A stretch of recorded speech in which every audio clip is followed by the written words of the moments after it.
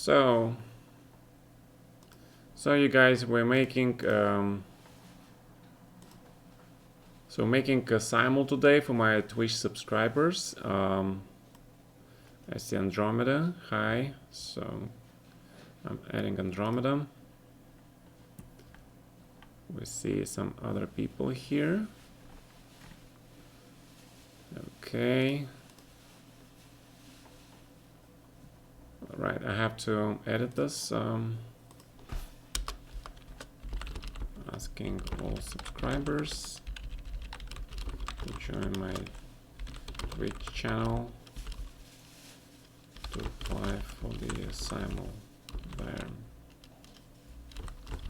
Hopefully with your substar icon.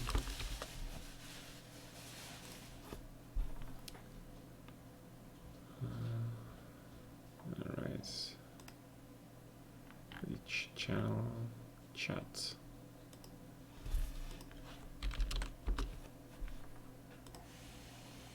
Alright, so let's see. How do you apply Papa Tactics? There is a link in the description. There should be a link in the title, right? There. Yeah. Hi Radagast, how are you guys? So just let me keep an eye on you and let me know your names so I can add you to the Simul. And guys, since this is the still coronavirus, you are Smyslov. Good choice. All right, Smyslov is added. Since this coronavirus time, I'm still stuck at home, being basically isolated. So we have good news for you guys. That means I will do the Simul now on a weekly basis. Mr. Alan Zaripov, you don't have the subscriber icon. This is the hi Frappuccino. Frappuccino, I don't see you on the Simul application. So this is gonna be a weekly thing now. All right. So you guys get to play me on every week. All right. So hopefully it's gonna stay on Friday, same time. All right. Okay.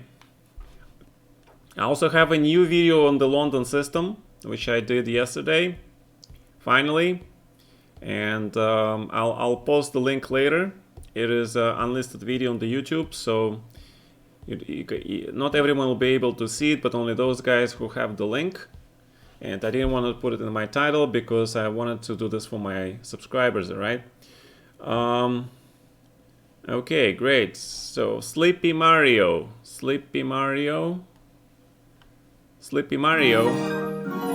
Oh, thank you, Alan Zaripov. Say big thanks to Andromeda, who just signed you up. By the way, I don't see. Yes, Frappuccino, you're a sub. I don't see your name. Frappuccino 001. Hosted the stream. Thank you, Alan Zaripov. You are in the Simul thanks to the gift from the Andromeda. Then I don't see Frappuccino. I don't see your nickname on the LiChess. Sleepy Mario. Yes, I see you. All right. You just follow the link in the title. There is a title of my channel. There is a link to the LiChess Simul, and you can join it. Yeah, basically look at the title. I put links in the title so you guys can join the Simul. Alan Zaripov. Okay, so we got Alan Zaripov, and then Argentina, Misha Bechtev. Hi. All right, so let's see. Kerem Baron. All right. How many players? All subscribers that I can get in. You guys all playing. I think Alan Chess was the subscriber, right? So let's wait for... All right, Papa Tactics, what's your name? Oh, wait, you were Smyslov, right? Hold on a second. SKG Stefan. Yes, all right, good. Frappuccino, my mod. Where are you on the LiChess, man? My moderator. Pyro. Double Entendre. Woo, we have a lot of people joining now. It says he left. When you start, I start in about 40 minutes. So you guys have 40 minutes to join the channel. 40 minutes to join the channel and become a subscriber. Or if you're a subscriber already, then you can just apply on the LiChess, and there you go. My prep. Okay, that works. Peanuts. Peanuts reforms. Hi. All right. So those who played already the Simul, they know the procedure. Join the Twitch channel. And then apply on the LiChess. And tell me your name because I can't remember everybody. So I see some familiar names, but I'm just not sure which one of you are which. So I'm waiting.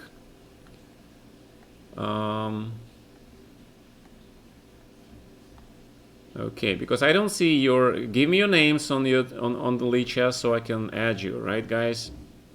You're Jan Daddy. All right, Mr. Jan Daddy, we found you. Jan Daddy is in. All right. Okay, bunch of advertisers. Good to see me. Thank you very much. Again, for you guys, for the subscribers, our Prime or my subscribers, this is gonna be a weekly thing now because it's still coronavirus. I'm still isolated in this city here. How do I sub using Prime? I think you already sub. You are already Twitch Prime, man. Mr. P004, you're already Twitch Prime, so you don't have to subscribe, right? You just send me your LiChess name and I'll add you, okay? All right. If any of you guys are Prime subscribers, it's the same thing, basically. Just, you know, that's fine. Potatoes and carrots. Wow. Some guys really like potatoes and carrots, man. You should apply to my Simul on LiChess link, okay? He's not a sub, though. That is true. He has to use his free sub that Prime gives him. All right.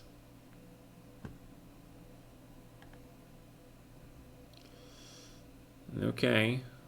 You guys know better. Andromeda is my my right-hand man with this stuff, so you guys listen to this man. Okay. Zeppo. Zeppo, I see you. All right, let's add Zeppo. Potatoes and carrots, I see you. Okay. Okay, gives you 1 free sub a month, I see. All right. Okay. Jesus, are you in the Simul? Are you my subscriber? We would love to have Jesus in my Simul. Double Entendres, Misha. Yes, I felt that that name was familiar to me. Mr. MP004. Andromeda just gave 54 gift subs. My god. Dude, thank you so much. So, Mr. P004. Alright, so you're Zeppo, right? So you just got gifted the sub. Okay, who else? Who else? People are asking. We have roughly 37 minutes left before we start. I'm waiting for Radagast. I don't see Rada here. I'm waiting for Dukius. Where is everybody? Where are all these guys? We're also waiting for Mark's student. Yeah, the guy who killed me in one of these simuls.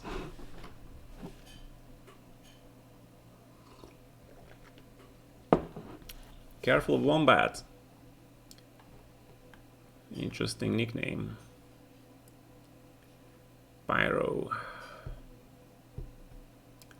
So, what am I missing? Where are others? Where are others? Where are you guys?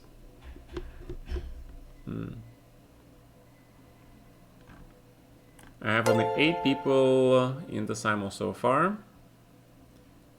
Thank you very much for following.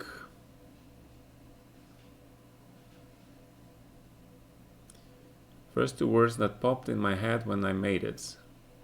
Careful Wombats. Alright, careful Wombats. I see your Prime subscriber.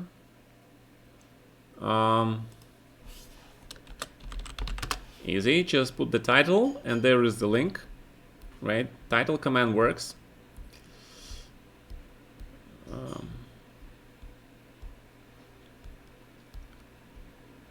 It should work. Let me see if it works. Yeah, it works. Okay. Alright, Mr. Careful Wombats. You're our Prime subscriber. Andromeda, should we put Careful Wombat in our simul list? Dude, what do you think? He is a Prime. How many languages do you speak? I only speak 2 languages, Russian and English. I'm going to learn some French though, thanks to the influence of my wife. Just because he has a Prime badge doesn't mean he's a subscriber. That is true. Ah. Okay. Andromeda has spoken. You also gotta be my subscriber as well. Yeah, because to be honest, this is the simul for my subscribers, right? I mean, if you subscribe to Naka's channel using Prime, then you're not my subscriber. I have 1 team and we participate in strong tournaments. Sounds awesome, man. Alright. I mean, if you subscribe to other channel and then you want to get onto my simul, you'll have to subscribe to my channel as well, guys. I'm sorry.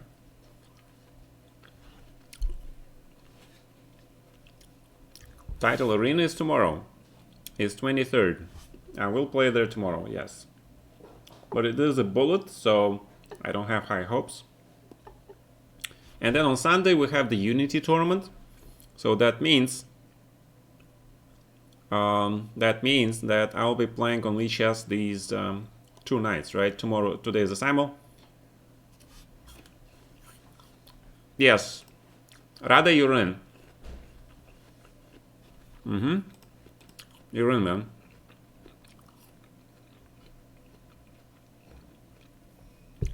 Alright, Mixfilch. Good luck, man. Well, I'm doing the simuls every week now, so you know, you can get your chance another Friday. 1 month subscriber. Username is, let me look for you.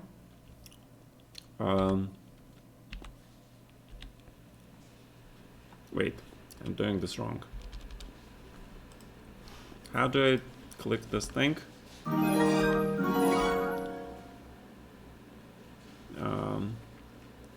I think this one, right? Yes, I found you. Alright, I found you. I found you, man. Alexander Hamilton. Good job. I'll keep preparing for next week. Alright, awesome. Alexander Hamilton, what is your LiChess nickname? So I can add you to the simul.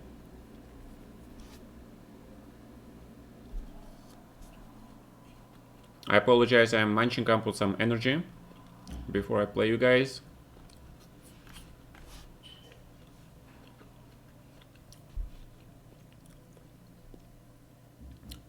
Jam. All right. Let's see. Jam. All right. I've got you. All right. You're in. I'm just doing one simul, but it's gonna be a weekly thing. So you're welcome to join the simul if you're a subscriber. I mean, subscribing what? First level is only, I think, $5. I mean, usually if you play Grandmaster in the simul, you pay like $20, right? So you get a good deal. You're following Twitch, that's good for you.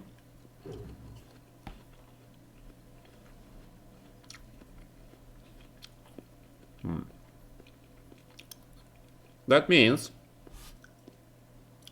Andromeda gave me so many gifts of cheering, bits, and lots of gift subscriptions. Andromeda, you are my very strong channel patron. We appreciate you.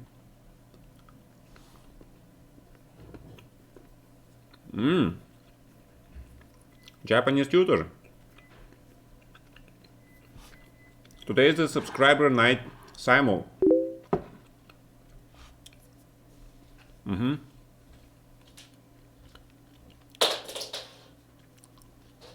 guys see this? Привет, Gata, я Иванчук. Alright, good job. So, super. Super, I'm streaming right now. I'll talk to you later. Good to see you. Okay. So you guys saw that that is the absolutely all-time legend, super legend Vasily Ivanchuk. All right. Now, unfortunately, you guys all saw his nickname, yeah. What are you eating? Looks tasty. My wife just gave me this pot, yeah, apples, dried cherries, and chocolate to stay awake, right? Yes, that is Vasily Ivanchuk. Unfortunately, he decided to message me when I am streaming, so I'm unable to keep his identity secret. Vasily, I am sorry, man, but you know, you caught me when I was streaming. All right, Mr. Tunerer, what is your Alan Zaripov, привет из Казани. Kazan, salute. This guy is from Kazan. It's the home of my Kazan Ladya team, chess team, that I played for many years now. Tunerer, all right, so let's see.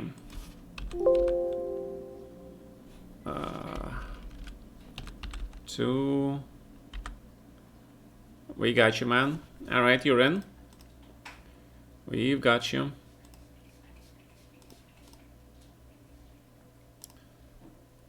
Do you accept the challenge from Japanese tutor? I usually will, but today is the subscriber simul night, so I cannot play you guys, unfortunately. I do remember you. You messaged me a few days ago. I remember you. If you catch me later, probably not today, but tomorrow, we can play a game for sure. Okay. So who else?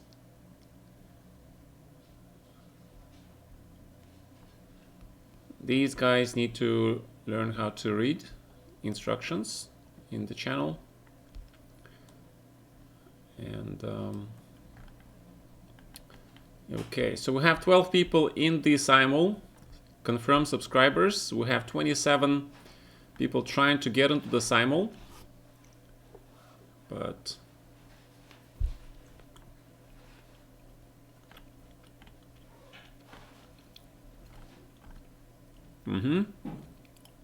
we're gonna start in about 25 minutes, so you better hurry.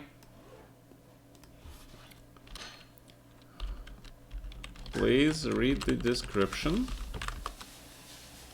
for detailed information. The Simul is only for my Twitch subscribers, which is $5 a month. Well, but you do get to play an FFL.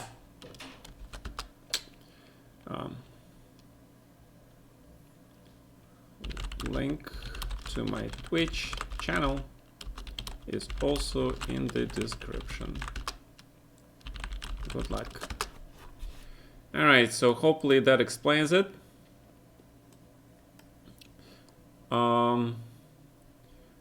CCC. Where is Frappuccino? Where is my moderator? Where is my moderator? Okay.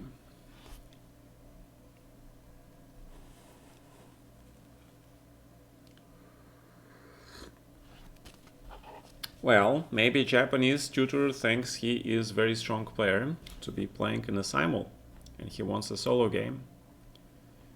Frappo is a mod here. Yes, he is, and he was a good mod. He looked very happy too, so why not? This is the channel where we get people second chances in life, right? Good. Fire. Welcome.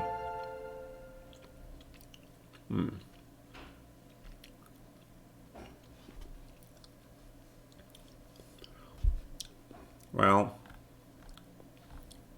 you can subscribe, Japanese to Japanese tutor, you can subscribe and take part in the Simul if you want, or you can wait for tomorrow, and then we'll play a game for sure. So it's up to you, man. It's a free choice. All right, Mr. Fire. Fire2261, what is your LiChess nickname? Is it Fire261? Is it this one? I guess that's you. It's F. Yeah, but okay. I see, right? All right, we got you, Mr. Fire.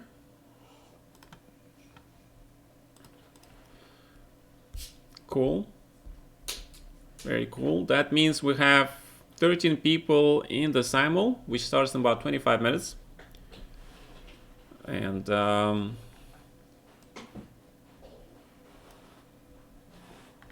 right.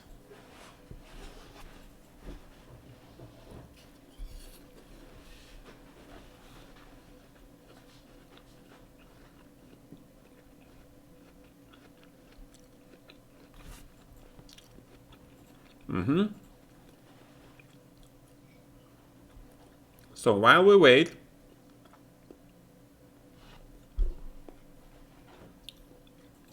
all right, but I'll have to do it differently, yeah? While we wait, for a second, I need to, I'm gonna put the,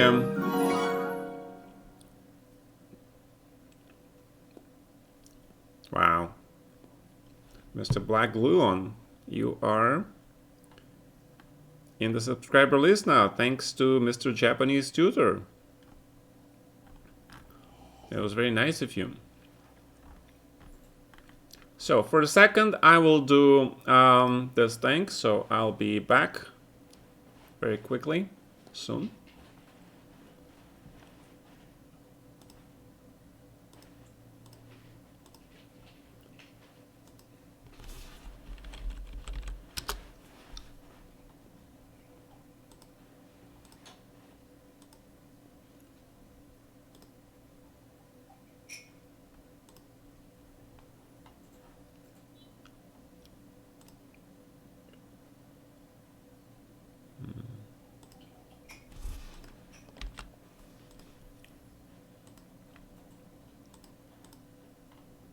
Okay.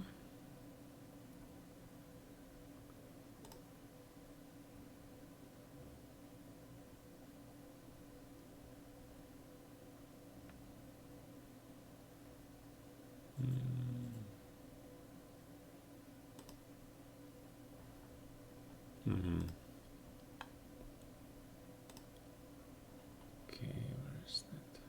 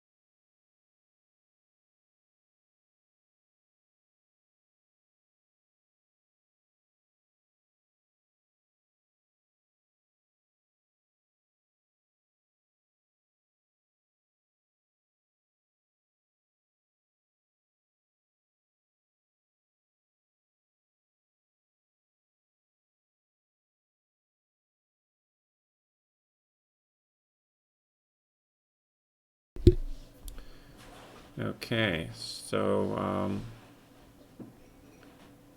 all right, I have no idea. Okay, it's trying to do something here, but it doesn't seem to work that well. All right, so I wanted to share with you guys video to my New London series, so but it doesn't work. Okay. All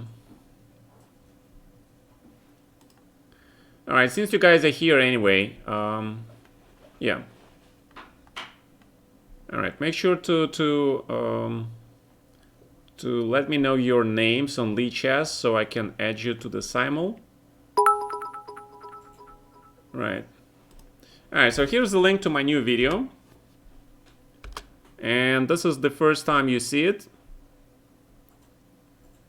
This is the first time you see the link to my new video. I'll put it in public domain later tonight after the Simul.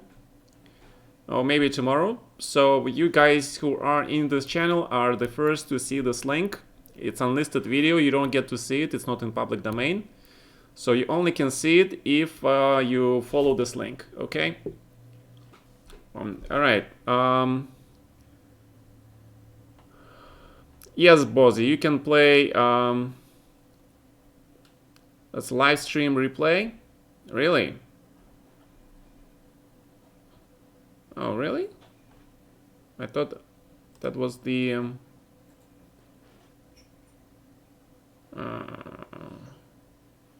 right, okay. Alright, so let me do this. Let me do this so you guys get to watch my videos and... oh, right. That's the one. That's the one. And you guys to get to see this link. All right, sorry about that. So this should be it. All right. For subs only event, I would suggest making Discord. JS, yes, I see you, man. Of course. Rafa, what is your name here? There you go, Rafa. Rafael Bustamante. Same on Twitch, Bazzi. All right, we're gonna get Bazzi. We got it. All right, guys. So those of you who are in the channel, you get to follow that link, and that's the new video for the London series. All right. Add me to maybe take back your subscriber. That's fine. What is your name here? I take back. Okay. Good. I see you. Sure. Kerembara, you are not a subscriber, so unfortunately, Glion. I guess I'm pronouncing it as the French dude. Glion is in the Simul. We have 17 people in the Simul. It starts in about 17 minutes.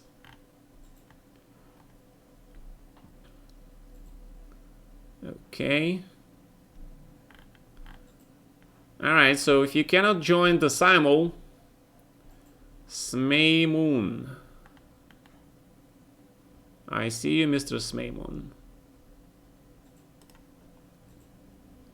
And you are in the Simul. Where's my subscriber icon? We see your subscriber icon. So, Atomic Murphy, what is your nickname?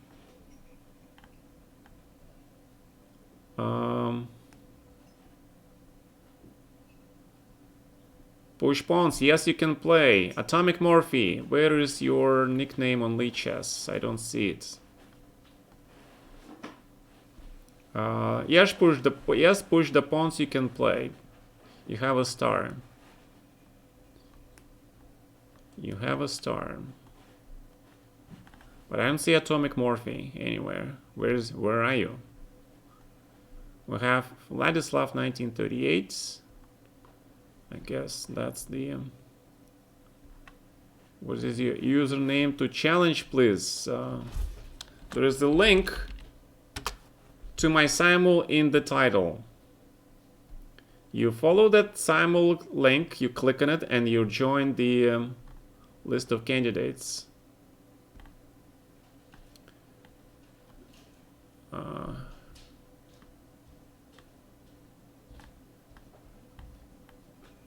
We have 18 people in the Simul. You also, guys, get your Deep Trojan. Wow. All right, let me find you.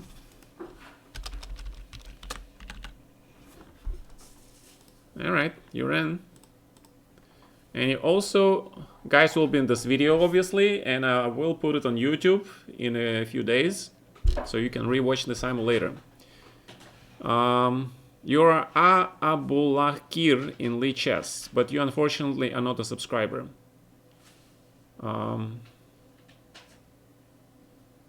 CM title Pog, push the pawns.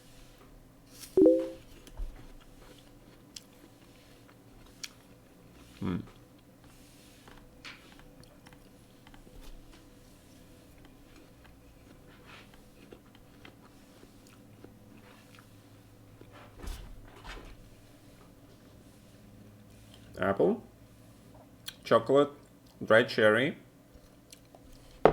It's all very healthy for you. And of course, this is the Che Guevara cup with the water. And this is a Russian cup with some hot tea. All right? Spanish cup. Sorry. I apologize. My wife just corrected. This is a Spanish cup. It was gifted to us by this wonderful person, Patricia, organizer of the Benidorm and tournaments. My cup is from Fidel Castro. All right.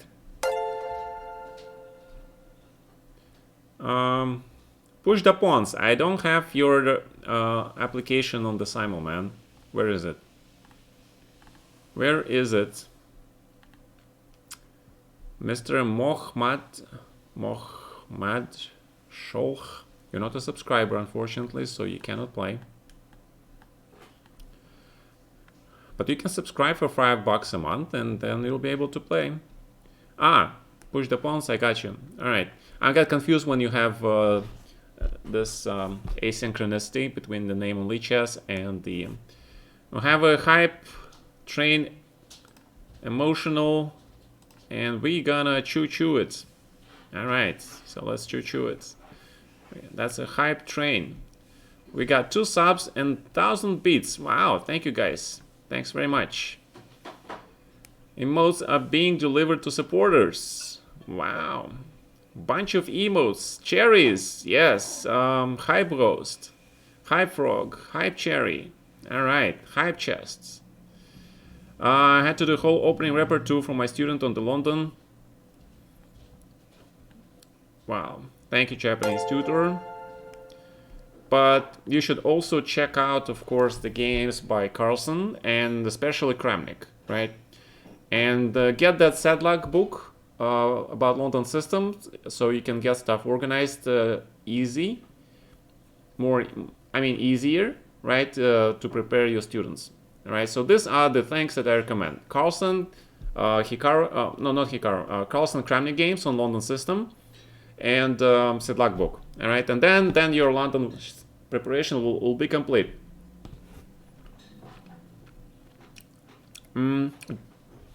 Just search on the Google, and it's Sedlak London system. Just search for it. I think it's like that. Oh, wait. Sedlak. Yeah, that's the guy. All right. Yeah, very good book. There are so many books, so many videos on London system. I cannot keep track all of them, and frankly, I don't want to because. But among all the books that I read a couple of years ago, yeah, Grachov played it, but I haven't seen too many of his games.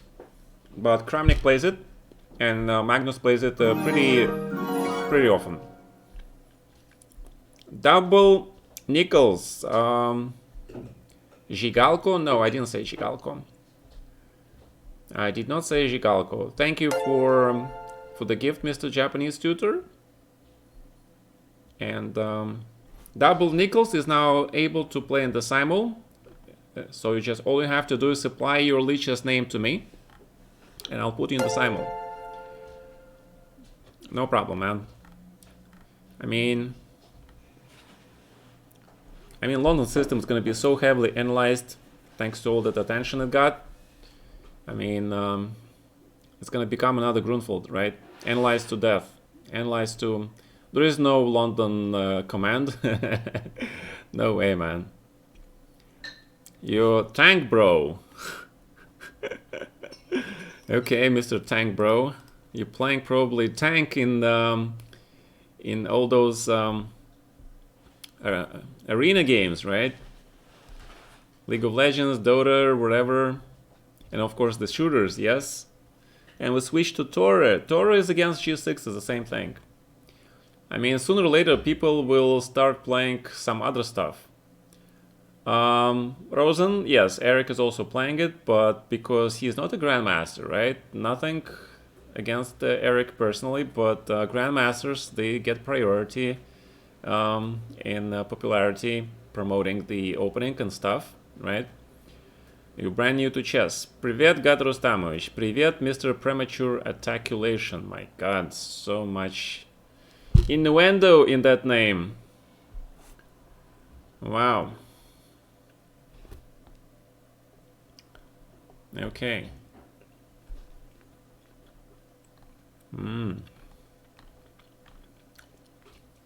So, we have 9 minutes before we start.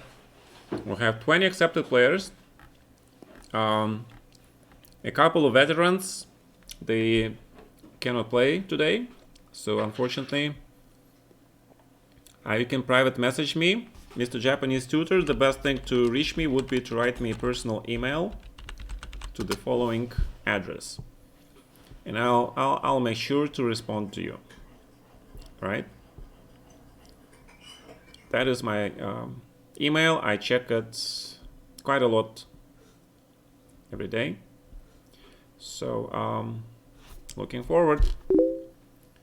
Dukis, my god, you are almost late, but I was waiting for you.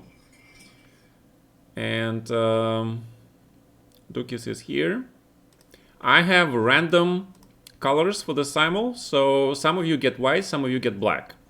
I cannot guarantee anybody a color, alright? So that's, if you get the wrong color that you wanted to play against me, that's not my fault.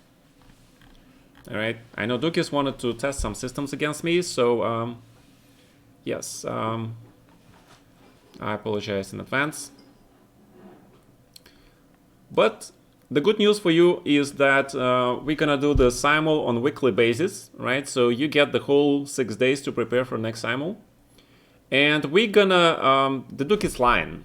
We have a special line in London system. We'll name it after Duki's. So we called it the Duki's line, a sideline. All right. I don't know. Maybe Dukis disagrees with me. He thinks it's the main line, but I'll call it the sideline for now. All right. So we're gonna do actually. Let's do this thematic, right? Let's do the alternative weeks. So the first week, so today we're gonna have random, right? So 1 week I'll play white. The second week I'll play all black, and the third week is gonna be all random. All right. So that will make it fair, okay? Can I make the London system against the field? Is boring, man. I wanna have fun also, right? Can I have fun, please? So I can do the Simul to have some fun as well. All right. Okay. Hopefully, there is another Simul. Well, it's gonna be a weekly basis, so it's gonna be another Friday. So and next Friday I will play black. All right. So prepare your white color against the Grandmaster and see how you do. All right. And the week after, you guys will play black and I'll play white. So anybody else I missed in the Simul because we are starting in 6 minutes?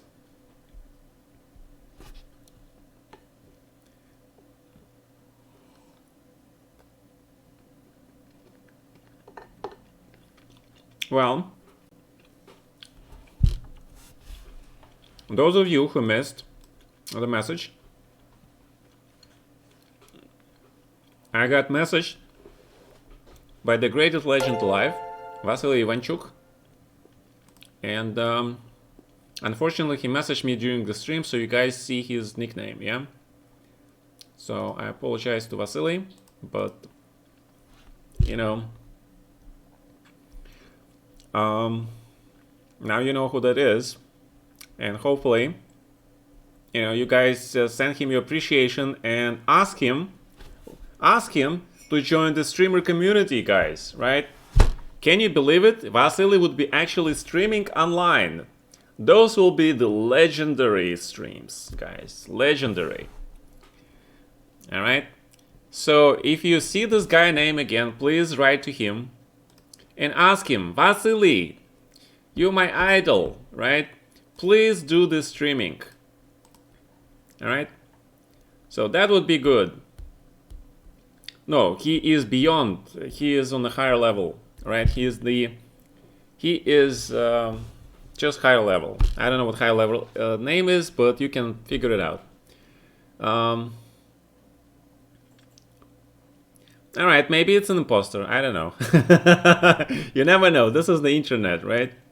This is the internet. I have no idea. But we know that Vasily started playing on chess.com, right? Remember, guys, we did see Vasily in action on chess.com on Tuesday, right?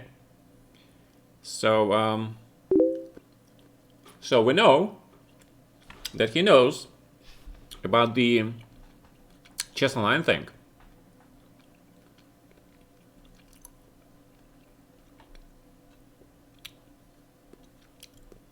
Yes, he is Vivi something, Vivien or Vivial, I'm not sure. Right. Well, it was the first time I saw him playing on chess.com personally. I have no idea. It is something, all right? I have no idea. I like both. Yeah, something like that. I think it was something like that, yeah. I mean, there should be standings for the tournament. They should have posted. I'm not sure if they did. And you can check. I did an amazing job, by the way. I got 8.5 out of 10. I shared the 4th to 10th, I think. Right? So I was pretty pumped, you know, with all you guys' help. You know? So that felt good. I had a good result. So we are starting in about 2-3 minutes. So any latecomers to the Simul or somebody that I did not accept yet, let me know. Now's your chance. We have a whole bunch of 45 people waiting to get into the channel. Push the pawns. Go easy on you. Thank you very much for your donation, man. Really appreciate it. All right. Push the pawns. Then in that case... All right, but I have to ask my veterans first. Andromeda, any specific opening you want me to play? Let me know, okay? When we start the game, let me know the opening that you want to play. I'll ask the veterans first because these guys have been with me forever. So you guys, you know who you are. You know, Radagast, Andromeda, Dukis, you guys asked me for a line you want me to play. I'll play it. All right.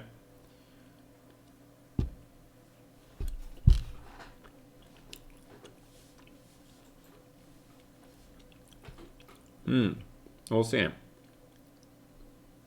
We're starting in 1 minute. You don't mind Slav or Kid? Then you want to play Berlin. Alright, Dukis. What about you, Andromeda? What do you want to play? Radagast, anything you want? Yeah, that's true, Mr. Cloud said. Mr. Cloud said, are you in the Simul? Because I don't remember seeing you in the Simul. Mr. Epic Larv. Alright, Mr. Japanese Tutor. Thank you very much for your gifts. Ah, Mr. Cloud, you're at work. Sorry. Alright. Andromeda, what do you want me to play? If you're black or white? And Rada, I guess he just wants to play chess. Can you play either side of Rayu Lopez, please? Alright, I'll play e4, e5. Rafa, you're not a veteran yet, so you don't get to choose the opening. Okay. Unfortunately. Yeah. You gotta be a veteran on this channel. Yeah. Okay. All right, and we are starting. Last minute call. Anybody? And everybody, we are starting. So good luck and make sure again. Okay, so let me check the Berlin against Dukis and Slavor Kid. All right. All right. Good luck. And Andromeda, since you don't have a preference. Zeppo, okay. And Bozzy. Alright. Dukis, you get to play Berlin. Your favorite Berlin.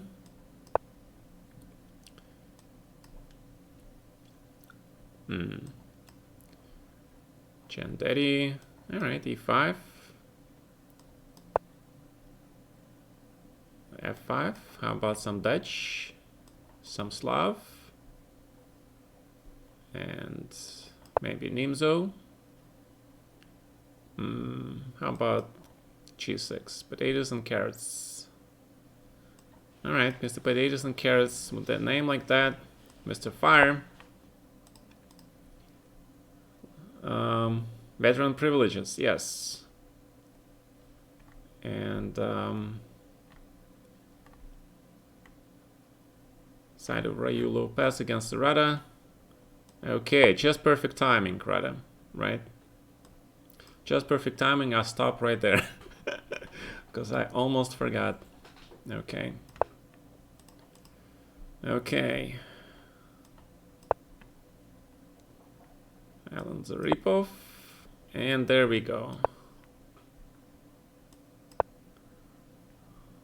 Alright. So you get 1 minute increment. So use your time. Don't play fast. You know, use your time just like in real Simul. Think. You know, if I play fast doesn't mean that you have to play fast.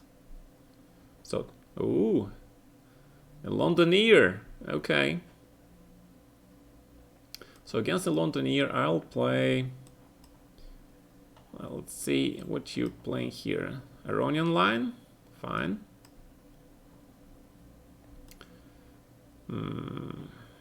93.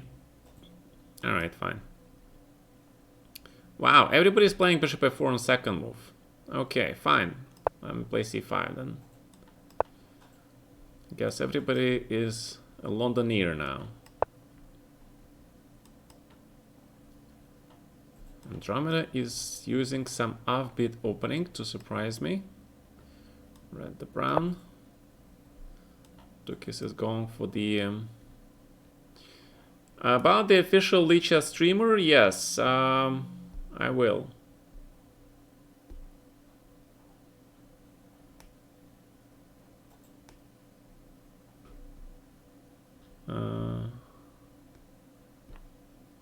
Так. Okay. I'll get you next week if you just subscribed and did not get in. I do every week Simul. Alright, I'll get you guys, don't worry. Okay. Mark wrote a book on this. Okay, a book. That's some serious business. That is some serious business. Okay, e3. e3. Then I'm gonna play e6. We're gonna do the modern day. Somebody playing Scotch still. Wow. c5. Okay. c5. c5. What do I play here? Wow. I don't know. Alright, let's play Grunfeld reversed. I'm fine with that. Let us play Grunfeld reversed. 97. Knight f6. Transposing into the Sicilian c3, I guess. Knight f6. Bishop b4. So I see a lot of positions that are reverse colors, right? Alright, Mr. Radagast, I'm actually gonna play Berlin just like Dukis plays against me. Alright? So I have an idea to actually make you two play each other by just copying your moves, but on the other hand, that might not work that well. Remember that trick, right? Some people that do that. Okay, those like famous people, famous writers who have no idea about chess, right? But they know that trick. The ancient as the chess itself. The trick is that you basically set up two famous grandmasters in different rooms and make sure you play each one with a separate color. And whenever one makes a move, you simply go into the other room and make that move first, and then you expect the answer and then you bring it back. All right, to the first room, to the first grandmaster. So that was the famous trick. Famous trick. I think I've read stories about the trick. Yeah, classic chess scam. Right, absolutely. I think that was even in Sidney Sheldon book. I know that's the Sidney Sheldon book is for women and stuff, but you know. If you guys remember, there was this really eerie movie. This crazy, absolutely crazy movie. It's something about the guy. Well, okay, who was a girl, right? He was born a girl, and then he travels in time, and he sort of... anyway, absolutely weird stuff. I don't even want to talk about it. Talk about it. So he changes gender, and then he sort of makes a child with himself, right? So that was mildly disturbing movie. Time travel, right? And yeah, that was mildly disturbing movie. Tomorrow Comes. Yes, exactly. I think that was the right book, right? Wow, you guys You know, all those books, right? I just grew up with all that stuff. And I think that there was also an episode on the there was an episode with the ship, right? There was some grandmaster or something there. All right, c5, then there is bishop b5 check. This is the reason why you have to castle first. So d5, this is pretty famous stuff. And now people actually just castle here. I think with the colors reversed, they play this line. So knight d2. Let's check what's going on. Smith-Morrow Gambit. All right. Too late for you, your friend Corey. Okay. Right. Why would someone watch the movie now? I don't know. All right, e6, c4. What do I do here? Just basically play a6, I think. Oh, so this is Slav reverse, right? So we're getting this line. Okay. a5. g6. k1. Bishop goes to f1. Well, Berlin is actually very, very solid, of course, for black. That's the reason why almost nobody these days played 97. I wanted to play c4 here. Knight f6. Knight f6, then I think it's still play c4 here, if I'm not mistaken. Okay, somebody's... Oh, queen f3 line. My god, I haven't seen this line in forever.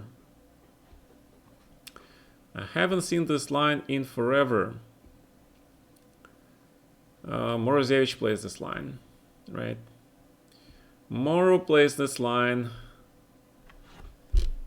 Trying to remember how this goes. Oh, don't remember. I do remember he plays it. I think it's e6. c5 here. h6 to prevent bishop g5. Knight b6. Transposition to Sicilian c3, right? a4 to make sure black doesn't have b5. And then we have the Nigel Short advanced Caro-Kann. 96, bishop g7. All right, so let's go into the endgame. And you guys know my huge favoritism towards the endgames, right? So what do I play here? I think it was queen a5. And then d3 or e3. Let's play e3. 92. Okay, so that bishop is going that way.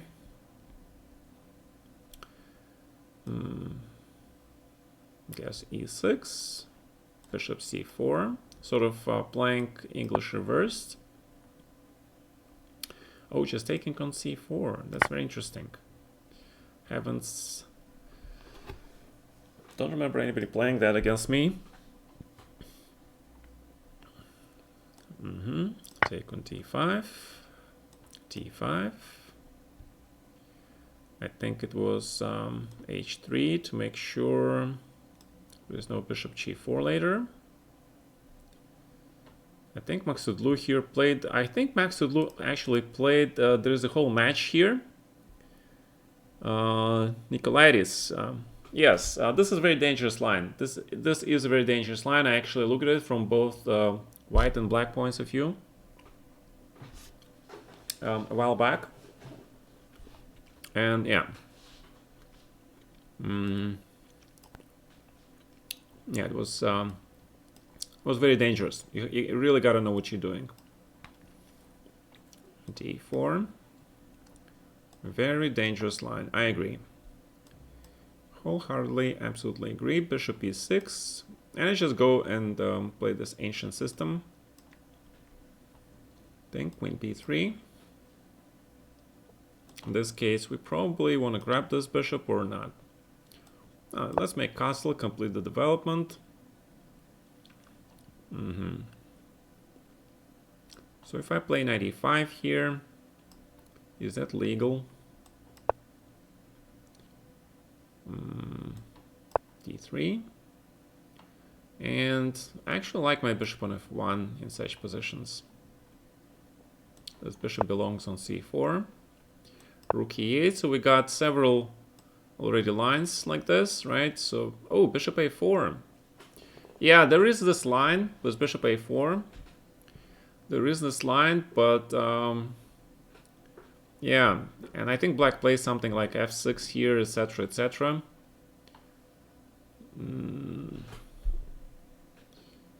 I think that's what he does, yeah, but I don't know. Let's just play bishop e7. Queen c2, okay, e5. Queen c7. Queen d2 looks good.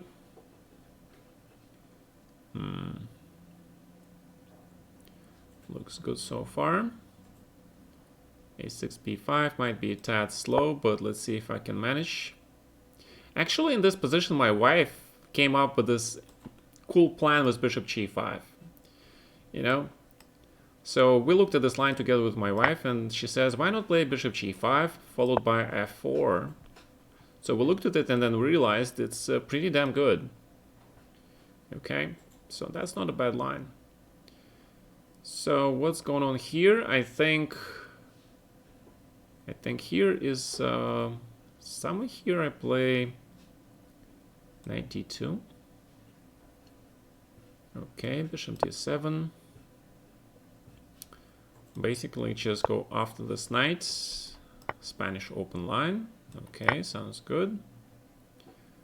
Can I just play h4, be very aggressive about it? So I want to play knight e5 here.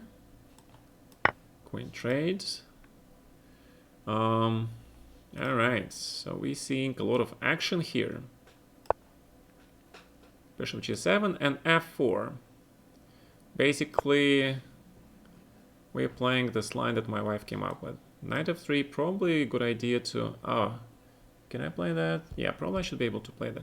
Oh yeah, and Ivanchuk played this against me, d5, and then after e5, I think black is slightly worse. So I do not remember how I play here, but I think it was bishop d6. And now just t5, I think. Yeah, I think there was this d5 plan. It's very interesting. Okay. If I play b6, try to get this pawn, knight c4. That's an interesting move. Okay. Probably a tad early, but why not? Yeah, why not experiment? So knight f3. Knight e8, okay, and now there was this interesting plan where I just played knight e2 here. That was the game against Ivanchuk, actually. And if you guys can get a hold of that game, we played at the Sport Accord.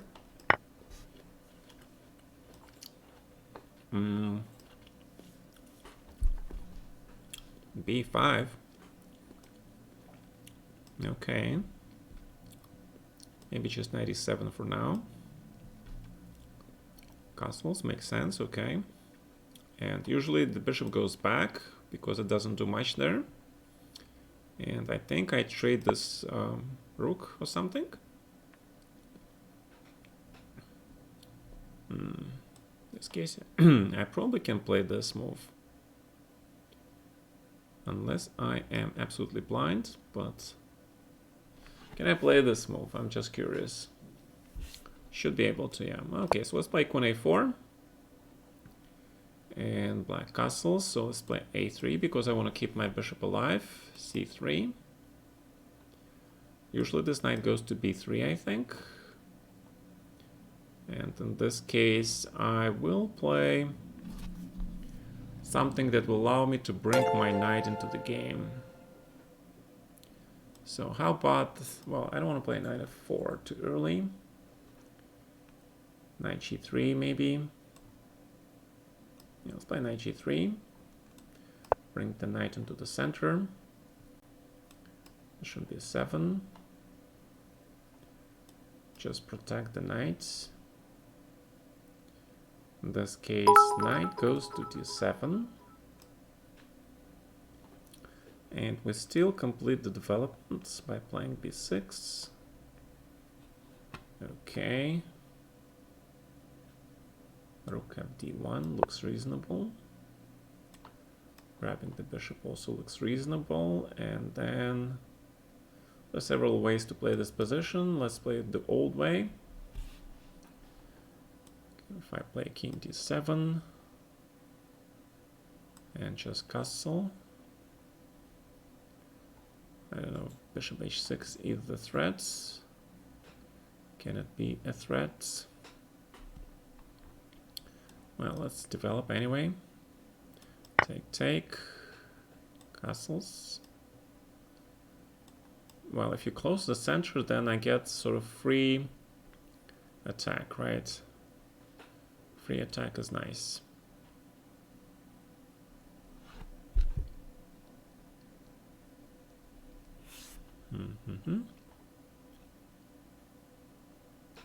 Knight d4 looks very good right now. Just put the damper on white's attack here.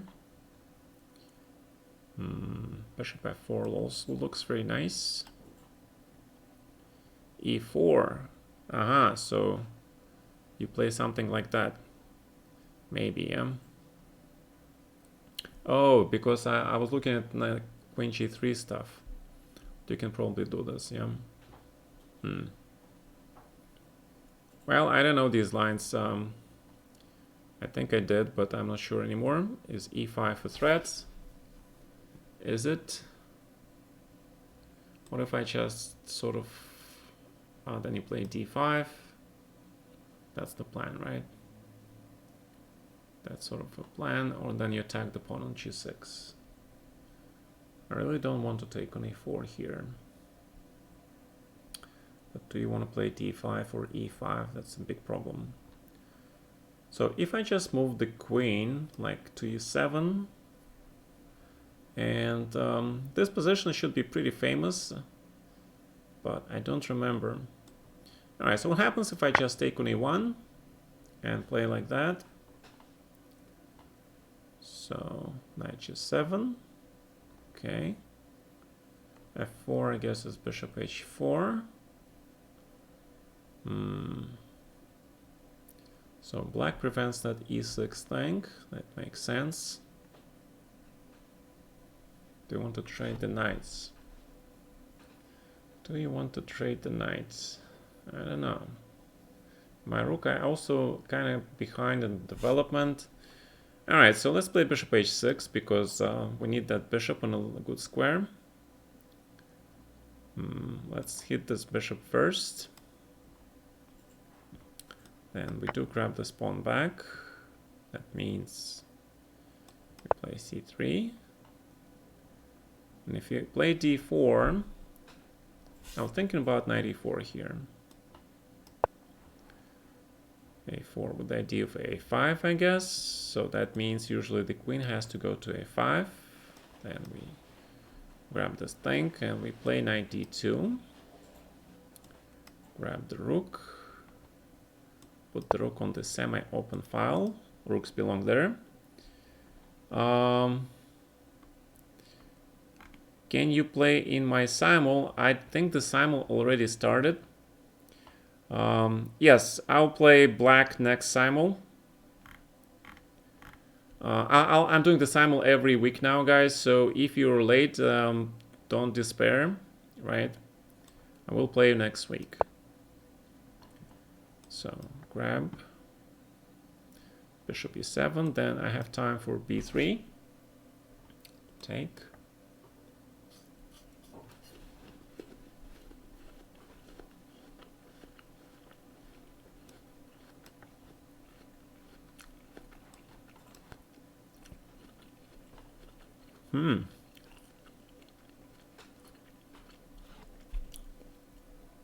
Usually white goes with knight c3 and then to knight d5, because otherwise I don't think you can get a compensation for that pawn, man.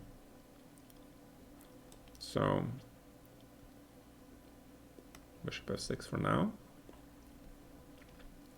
Alright, so here's the question. I think if I just play f5, this should be good, because white's bishop on g3 should not be that great. Alright, so now with the queen on g5, we see some action finally. And we need to figure out where to put my pieces, because black is sort of really comfortable here, to be honest. He's really, really comfortable here, and my knight on g3 is kind of bad. So what are we going to do about the situation? Probably first we're going to try to put my queen to a better use. So let's play queen d3. So put the rooks together. Probably complete the development. Or actually take on c3, make sure the bishop takes there. Knight goes to h6. I guess he wants to play knight g4 at some point. A laudable, commendable thing, but knight b6. That means knight goes to e5. Black just plays e5. Wait, knight f6. You did not even protect your central pawn? Come on, man. You should be able. You should protect your pawns. Don't give me pawns. Remember, I am a pawn grabber, right? I am the pawn grabber. I will take your pawns. Bishop e6. This is weird. Okay, and then I think it is knight f1 followed by knight d3, but then the knight on f5 is kind of bad. So actually, I think I saw some people play g4 here, including Mr. Sheriff, the fire on board guy. And if Sheriff plays this, it must be good. Okay. It is as simple as that. So here I wanted to play queen e7, get my queen away from all that action on the d file. Let's grab this bishop. Let's protect the knight. The knight is coming to g5 maybe, so let's play h6. Open the diagonal. Yeah, you played the opening really well, but then you sort of misplaying your middle game, man. So, bishop g3, fine, you can take my bishop. Oh, yeah, there is this line with d4, my god, I forgot it. Okay, yes, there is this line. And thankfully, I remember a line which leads to the endgame. So let's grab this. And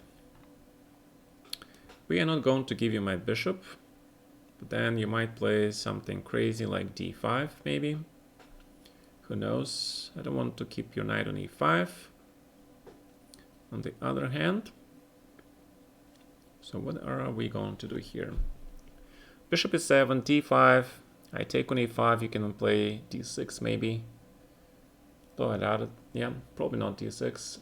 That means you should take on e5. And you can take it with a pawn though. That's not what I'm looking for. That is not what I'm looking for. So let's take on d4 first.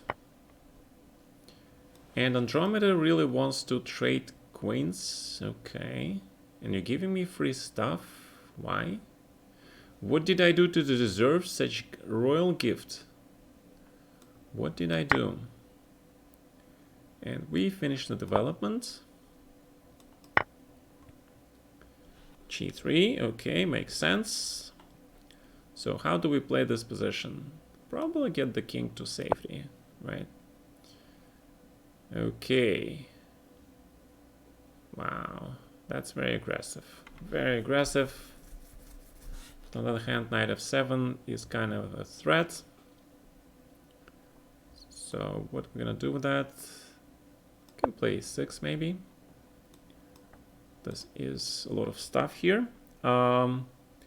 Yes, Simul every week. Omni Perspective. Thank you very much for your donation, man. Thank you so much. Okay, and we're just gonna finish the development, right? Bishop e6. But what are you going to do about this knight?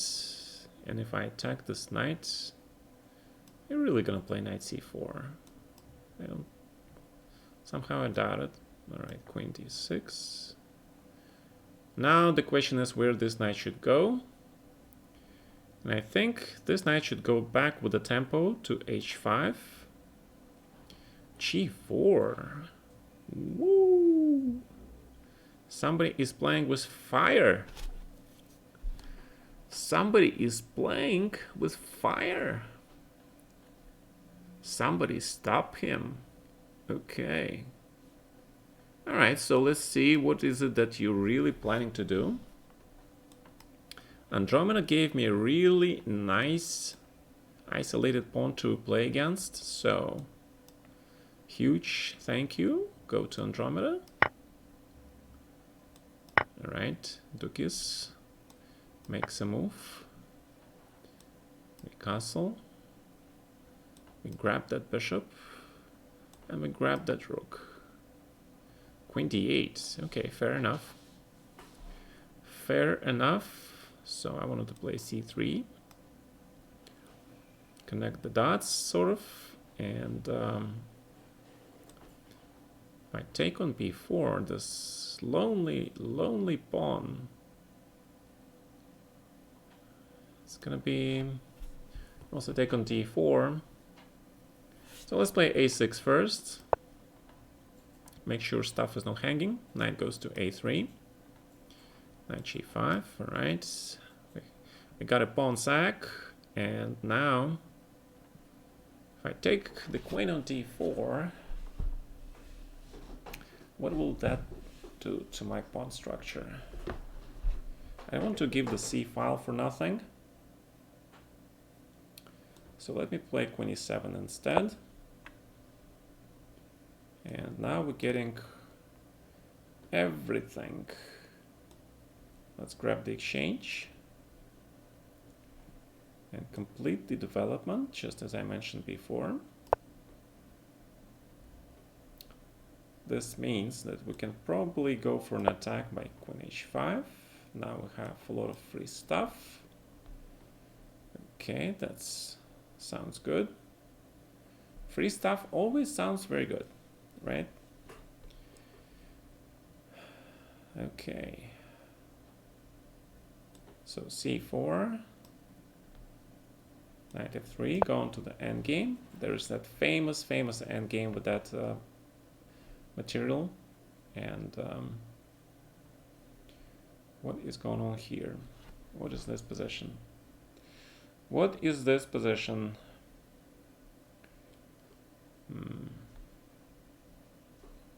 I was thinking about taking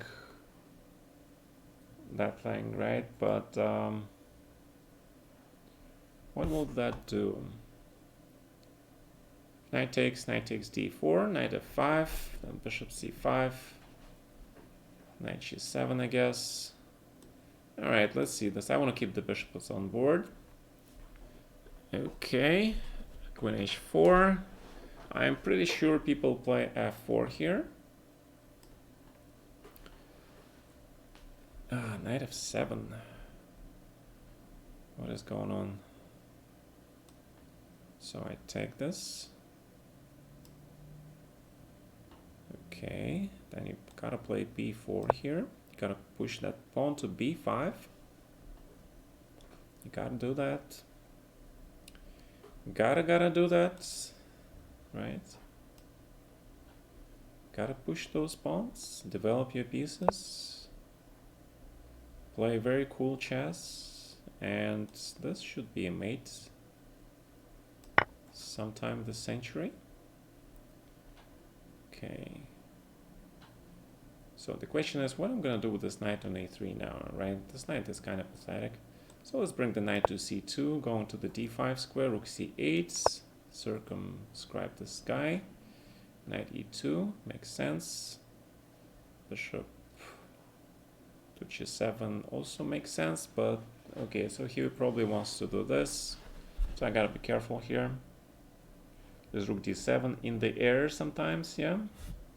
So that means I got a castle. Rook e1. And the question is now, do White really want to play e5 here early? He's just bluffing. I think White is just bluffing, to be honest. Do or die. My knight on f6 is kind of sad. So let's bring the knight to e8. Alright, knight king goes back. e5. Bishop takes. Knight d2, completing the development. Very good. Grabbing the exchange as promised. Now let's play b5 as promised. Long castle looks good. So I probably have to take this knight. Bishop will go back to e3 most likely. Black plays h5 with the idea of playing h4. Okay, let's put the knight to a better location. The bishop will go to... Where will this bishop go? Let my people go, right? So let's... That is the question, because that pawn on g7 is kind of hanging. I don't want to give free stuff to nobody.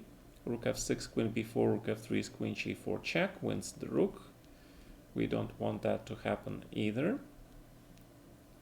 So let's play bishop f8 for now. A queen trade, going to the endgame against me. Wow, that's a ballsy decision, man. That is a ballsy decision. I do not accept your invitation. Ooh, we have another subscriber. Where's Frappuccino? He is modding the Simul. Thank you, Scott Chess, for subscribing for 8 months. My God.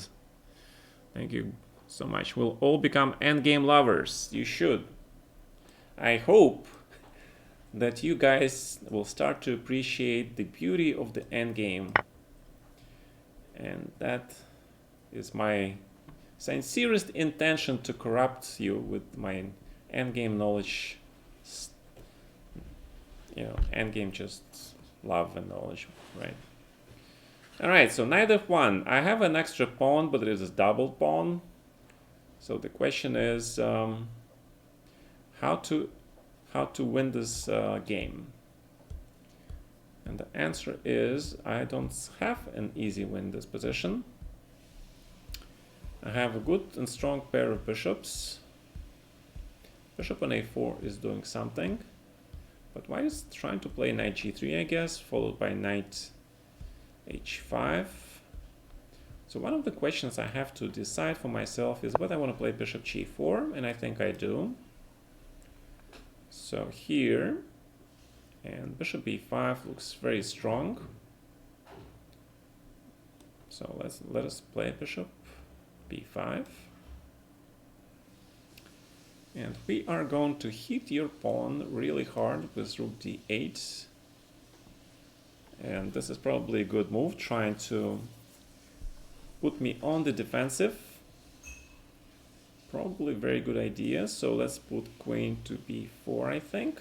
But then I'll be behind in the development, yeah. I'll be way behind in the development. I really wanted to put that knight on c3, but I see that it's not so easy to do. I play queen b4. Alright, so let's play queen b4 then. I don't think I'm blundering anything, right? So we're gonna start hitting some pawns. Queen a7, that is pretty badass move, if I might add. No fear. Going for this pawn on b7. Well, why the hell not, yeah? Why the heck not? Alright, so let's protect this pawn. And of course we go into the endgame. The knight is coming to d6. And I have to probably play, but then it's bishop d3, f5 as well. So it's not so simple. So okay, so it's time to play knight d2. It has finally time to come to play knight d2, knight h5. Trying to get my bishop. Naughty person. Alright. I'll give you this bishop.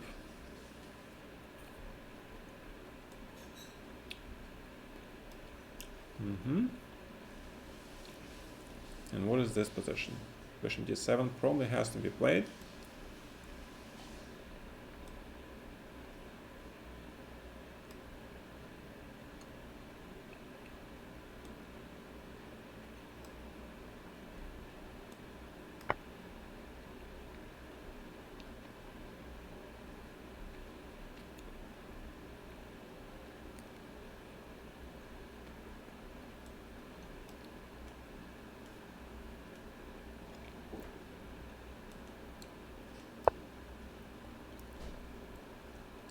Oh, we're getting 3 pawns.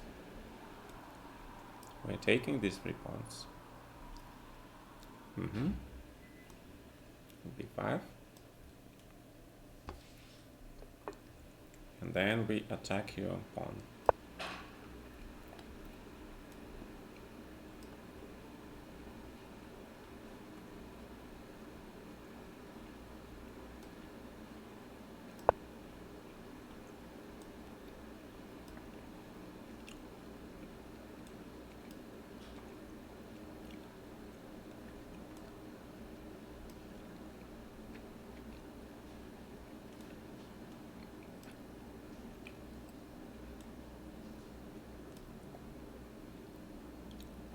Then I think I have to play queen e6 here. Queen e3. Looking for some mate on a7, I guess.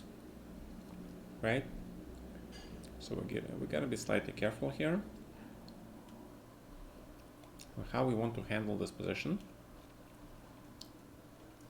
I think it might be not a bad idea to play something like taking and queen c5. I will give him this file because if I play b6, there is some rook d8, queen d8, knight d4, and then my pawn hangs, right? So I don't know. Let's do this. It looks interesting. Bishop f8. With ID playing, I guess, bishop c5. So I play b4 to prevent that. Bishop f6. The idea of bishop g7 and f6, I guess. All right, that makes sense. That actually makes a lot of sense.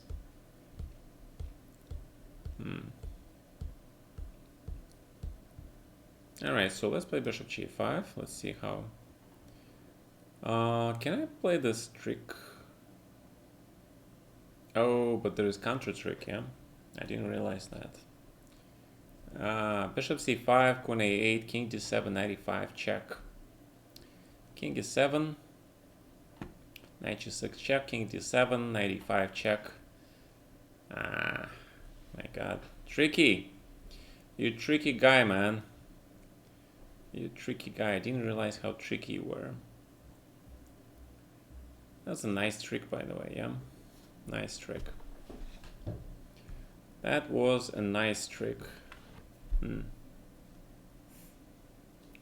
If I just take this pawn, I do get that a pawn, right? Though that's an interesting pawn, but something is lacking. So rook a5, check, king d7, queen b7. My a6 pawn is hanging,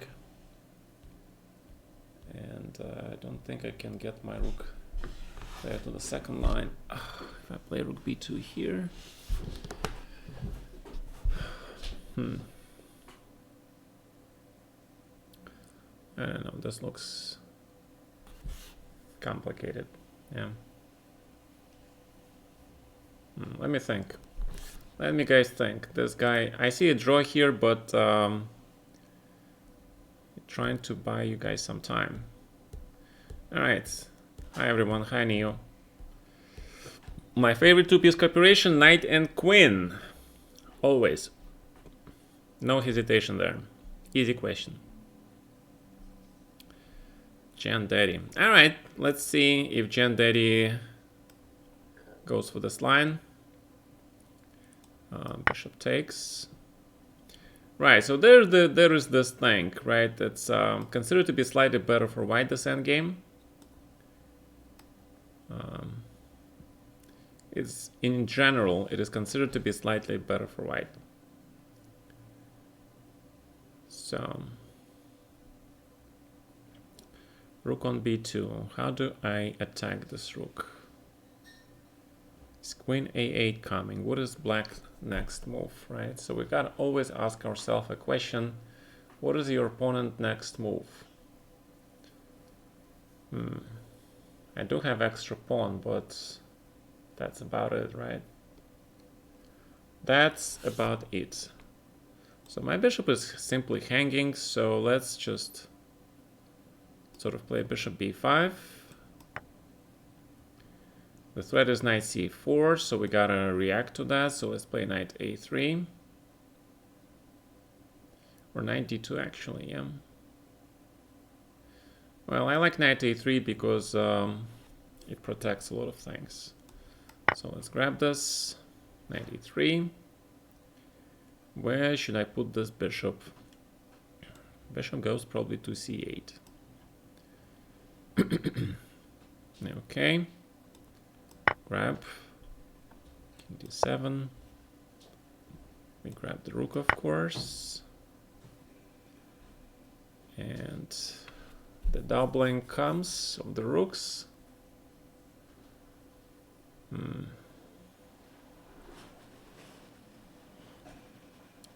I don't want to give him this pawn. I don't want to give him this pawn.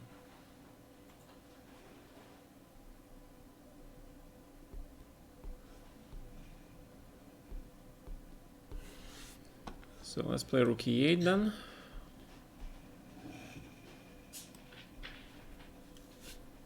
Then of course you have to play h5 obviously.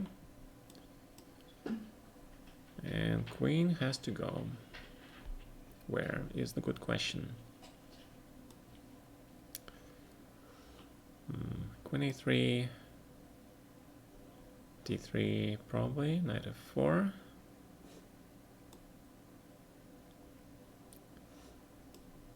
Or queen d1. Kind of like queen d1. Makes me feel better. So I want to play queen c5 here, remember? The queen trade. Ooh, it's an interesting decision by my opponents. All right, let's trade the queens. Okay, I don't know what the big idea is, but let's check. Here I want to play rook b1.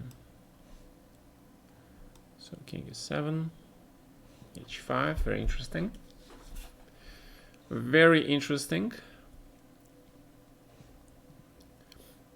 So if I grab this, then he can grab on h4 maybe, and some kind of dangerous stuff. So let's play g5, let's be safe. Now I know that white usually plays bishop e3 here, right? Now that I know. And what about this pawn on a2? Can I grab it? I feel like your pawn grabber can grab this pawn. So let's grab it. Rook goes to d8, knight f6. In that case, knight goes to e5. The knight will go to c7. And the bishop has to go to somewhere like c6. Okay, let's get rid of this knight on g4. Grab this pawn. Bishop e7, okay. f3 for now.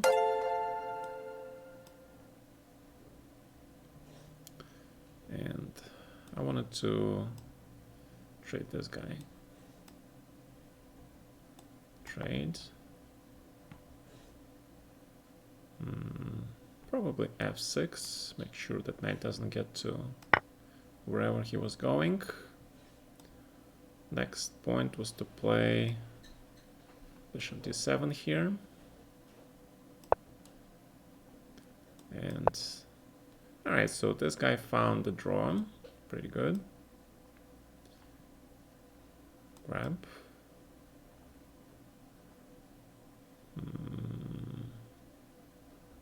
B1.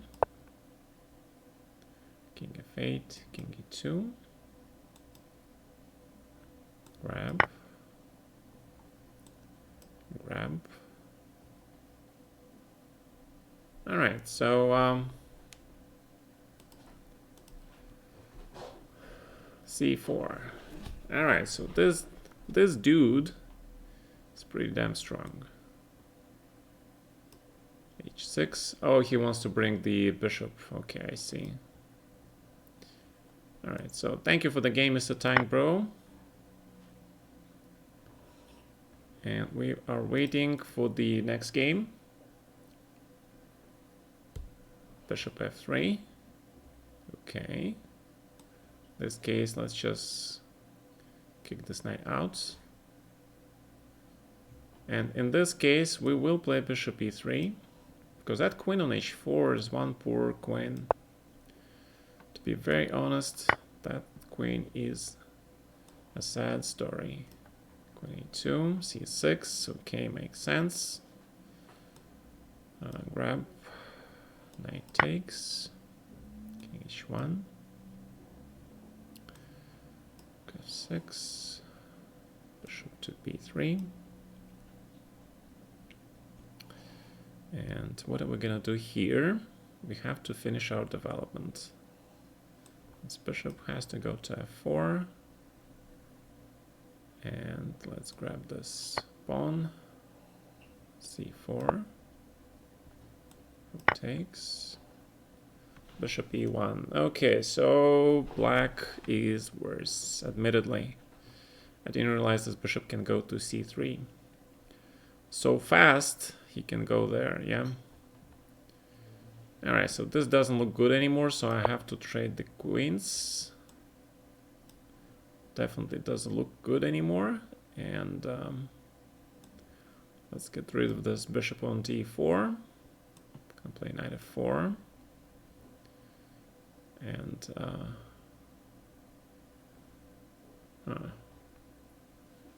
so if I play rook e3 here, rook e8, I think f4. Then we just trade stuff.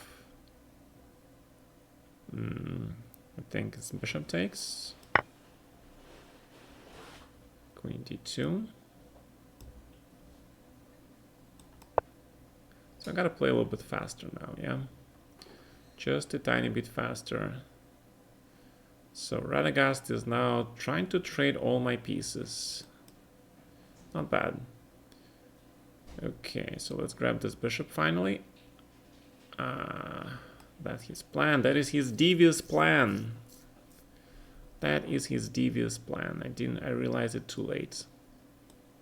Okay, so we have to play queen e7, unfortunately. Yeah, we have to play queen e7, unfortunately. Grab this bishop. And I think it's knight f5, right? I think knight f5 usually was played. Rook b6. Knight is going there. Very good. Rook d1. Bring the bishop. Knight goes back. Knight goes back here. Right, we can do that. c5. Probably should hit the rook, but why not take the pawn? Let's play a6 here. Then he's gonna play something there. Is knight b5 a threat? I don't know. I don't know. Let's pretend it's a threat. Let's play a6. trade. Bishop f8, rook a c1. Grab this. f6, my god.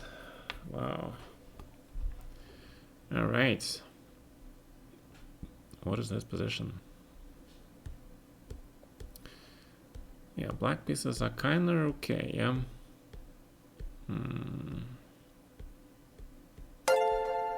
So if I attack this queen, where is it going? It's going somewhere, I guess, but exactly where is a huge surprise, right? We don't know where it's going. So queen f3 I wanted to play. Let us trade this knight maybe, but maybe not yet. Let's play bishop c5 first. Queen a8, take. Rook d8, okay, looks good. b3. Pawn takes, also looks good. Bishop a6 and h4, I guess. So let's play bishop d5. Then I'm gonna grab this bishop. And black is in trouble here. Okay. So the first thing is to admit that black is in trouble. And the second thing to do would be to try to do something about it.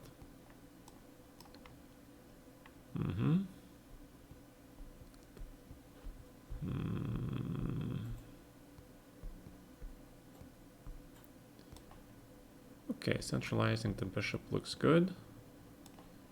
Grabbing the pawn looks good. Rook d8 also looks good. Looks good. I wanted to test this move though. What is this move? Bishop g2. Okay. Bishop g7. Or something else. Maybe just put the bishop somewhere nice for a change.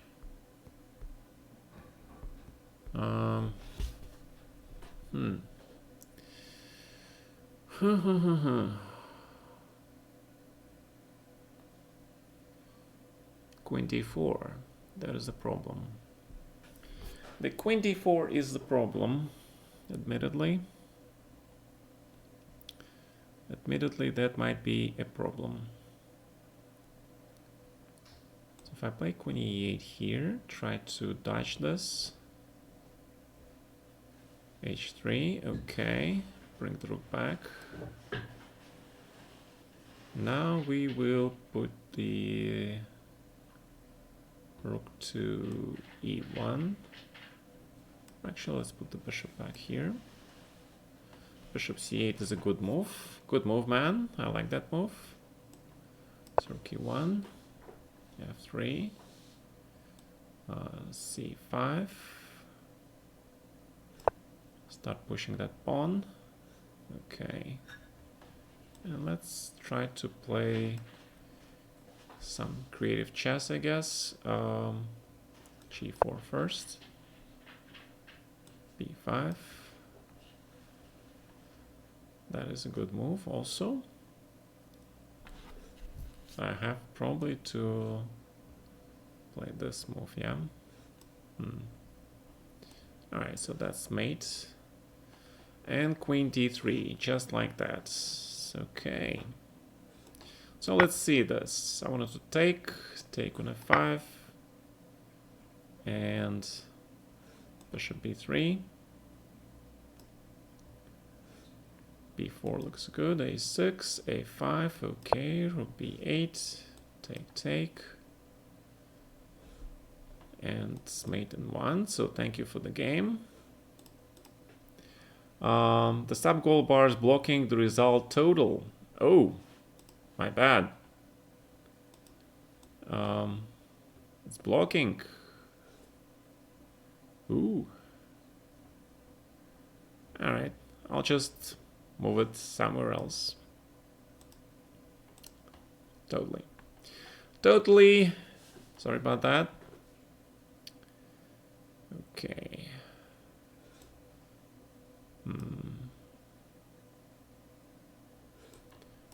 d8. Knight c5. Knight c5 is good. Good, good, good.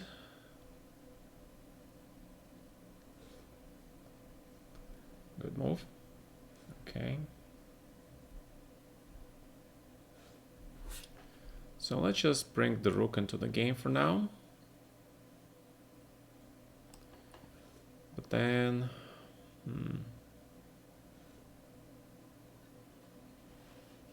tricky. A lot of tricks here, yeah. Fine, let's grab this guy. So I wanted to play knight c6 here. Bishop f5 looks good. Not bad. And I wanted to trade this bishop. But then he gets access to some squares, which I don't really want to do. So... my knight on a3 is kind of really bad, yeah. Really, really bad knight. Really bad knight. Alright, so how about bishop e... but there is also bishop b2 coming in the future. That is the bigger problem, I guess. Alright, that means I have to play knight b1, right? Try to create some counterplay among my pieces. So here I wanted to take and check king f8. And here I wanted to play h4. So it's kind of creating an endgame. And c4. So Dukis is slowly killing me, as expected. Let's grab this rook and let's put this rook to the... let's play g5. Try to open that file. Rook a b1. Okay, makes sense. Let's play c4 maybe. Try to... on the other hand, do I really need that c4? I don't need that c4. Let's play b4. I wanted to grab that piece. Play knight e4 here. Then it's knight a5, I guess, right? That's your big idea. Okay, that makes sense. I hit the knight then. Put the bishop on c6. And I just wanted to take this guy. And here I wanted to play something that will hit the rook on a8. I guess it's not working. Well, I don't know. Let's see. Knight d1, right? That was my plan. That was my plan. Okay. Bishop h6. Rook d8. Grab this guy. And let's play knight e3. Take. 95. Let's check. c4. Okay. Now I wanted to play this move, but it certainly doesn't look that great. So let's play 95 first. Queen d7. Okay. I mean 97 looks good. And what is this position? What is this position, gentlemen? I have no idea what is going on. This is a total and utter mess. A total and utter mess. Queen g3 looks very interesting. Trying to get that h-file thing going, but I want to play bishop e2 for now. g3, let's grab this tank. Let's grab this tank. Grab this. A lot of grabbing in process, right? Sometimes you gotta do what you gotta do. You gotta grab stuff. King f8. Okay. And now, what am I going to do now with all my bad pieces? My knight on b1 especially. It's a bloody good question. It's a damn good question. So, 92, bishop c3. how I'm going to untangle my pieces here. I don't know. This is tricky business. Tricky business. All right, let's. Okay, let's make a Luft first. King h8, rook g3. Rook is looking to get to b7, I guess. Bishop e8.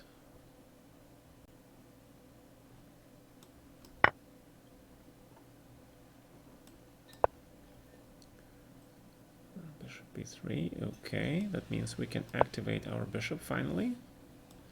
Oh, you want to trade? That's good. I'm all about trading. I'm all about trading. G4. Putting your pieces on the light pawns on the light squares. Gata does not approve. Gata does not approve, to be honest, of such treatment of the position. But we'll see. Knight c6. Okay.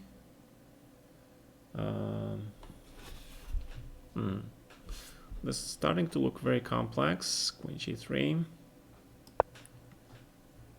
Oh, bishop e2. I missed that. But then I have this, right? So what is going on? King b3. This guy really wants to play a4, I guess, some point. But let's activate this rook. And the bishop has to go to e3. Unfortunately, I think it's high time to play this move. And can I grab this pawn? Sure. Let's grab this pawn. Let's bring the second rook into the game. Bishop e7. Let's make sure we block this. And we get this pawn, right? We grab the pawn. We fulfill our destiny. We grab that pawn. Knight d2. Let's attack this thing. Knight e3. Okay. Interesting. c6 for now. f3 looks good. In that case, let's play f4. Wait, I don't want to play f4. Why should I play f4? I don't see a single threat. But okay, let's play f4, why not? So I was trying to get rid of this bishop, 95. So when you play 95, that means I can bring my knight in d2 finally. a4. And this means that my pawn is going to be unprotected at some point. And my bishop is hanging, right? So that also pawn on b7 will be in trouble potentially. Potentially that pawn will be in trouble. Yeah, I should have played rook c8 and b5, yeah? Instead of rook g2, I guess. Should have played that move instead. Okay, what else can I do here? That rook b6 is a huge threat, by the way, yeah? So I guess I have to play rook e7.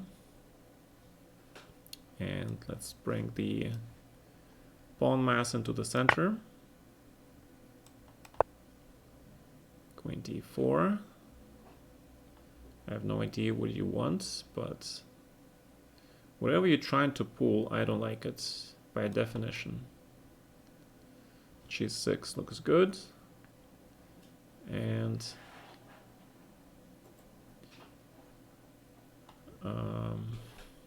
if I trade, then you get this rook. So no, I don't want to exchange my bishop, so I'll play bishop c6, king g7, trying to go for the attack, I guess.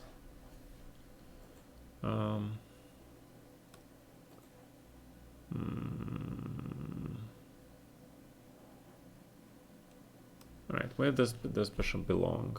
It belongs somewhere. Where does this bishop belong? Knight h5, check, take, queen f4. Probably too early, yeah? Then do you really want to play rook h8? You're just trying to do scare tactics on me. Are you trying to pull that scare tactics stuff on me? It's an important question though, yeah? Rook h8. Who knows? Who knows what's happening in that mind of yours? Who knows?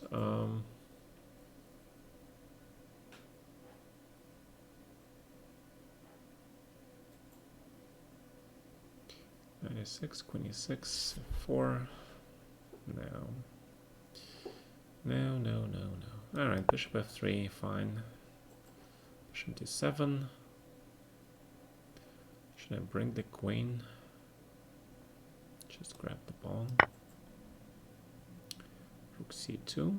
The idea was to play knight e7. f4. b5. hd8, knight goes back to c4.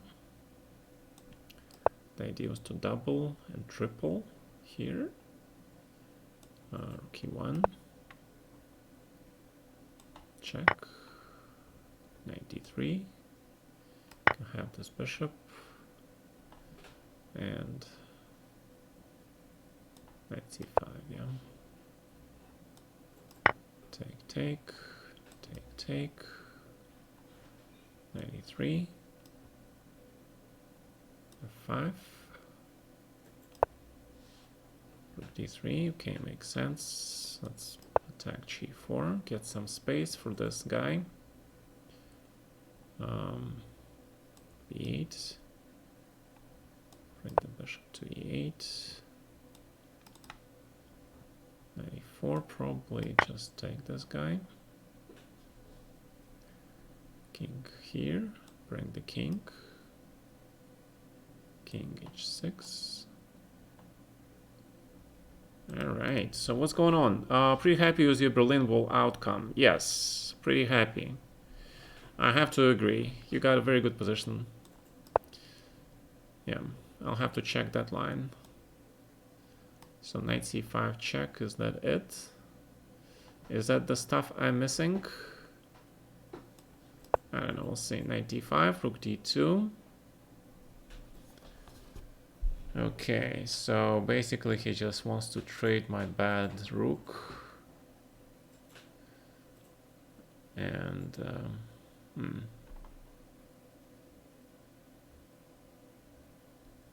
I'm not happy about this trade, yeah. I'm not happy about this trade for sure. I get really bad position in the bishop endgame. Really bad position in the bishop endgame.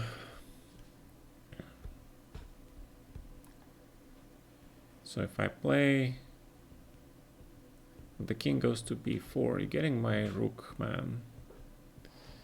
You're getting my rook. That's not good. All right, so that's turned out to be very, very nice endgame, man. Very strong play throughout the game. Very strong play. Can't say anything. Your technique is bloody amazing. That's all I can say. Okay.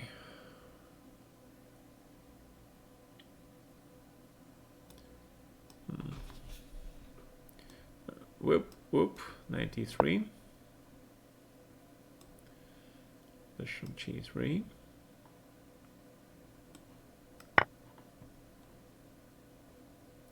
So that guy killed me, basically. And what we have here, probably a5, probably g4. Gotta be careful here, yeah. Gotta be careful here, right? So check first. Rook d1. Bishop g6, okay, good stuff.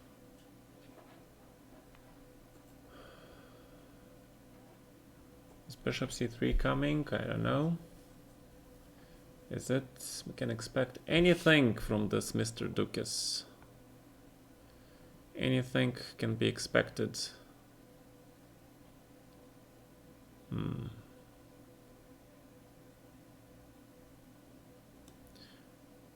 Knight on f3 doesn't seem right. It does not seem right for some reason. Alright, but I like the c5 move, so let's see this. Check this out.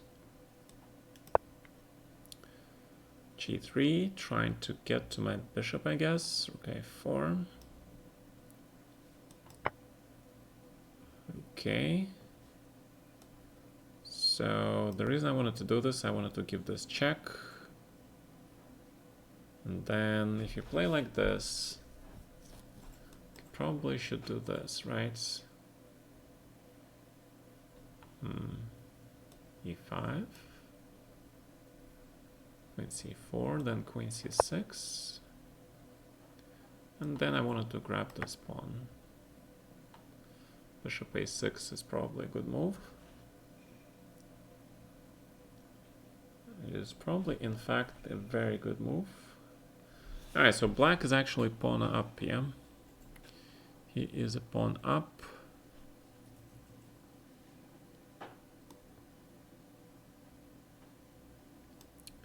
He is a pawn up. So let's play g4. Check. King b4. c4, I guess. c5 is coming. I wanted to push this pawn. Play bishop f4 here.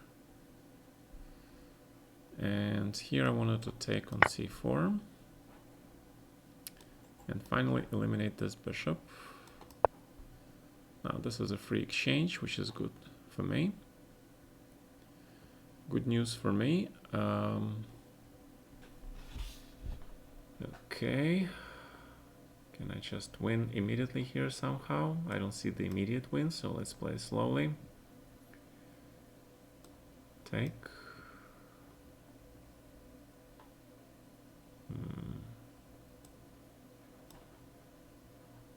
Trade. Then I wanted to bring my knight. Bishop e7 first, attacking my pawn formation. Bishop e3 then. King e7, a5. Why not? g4, check. f5. Okay, you take that, 94. And then I wanted to bring my king, right? How do I do that? How do I bring my king or play bishop g8 first? That look probably stronger. That looks kind of stronger. And rook e2.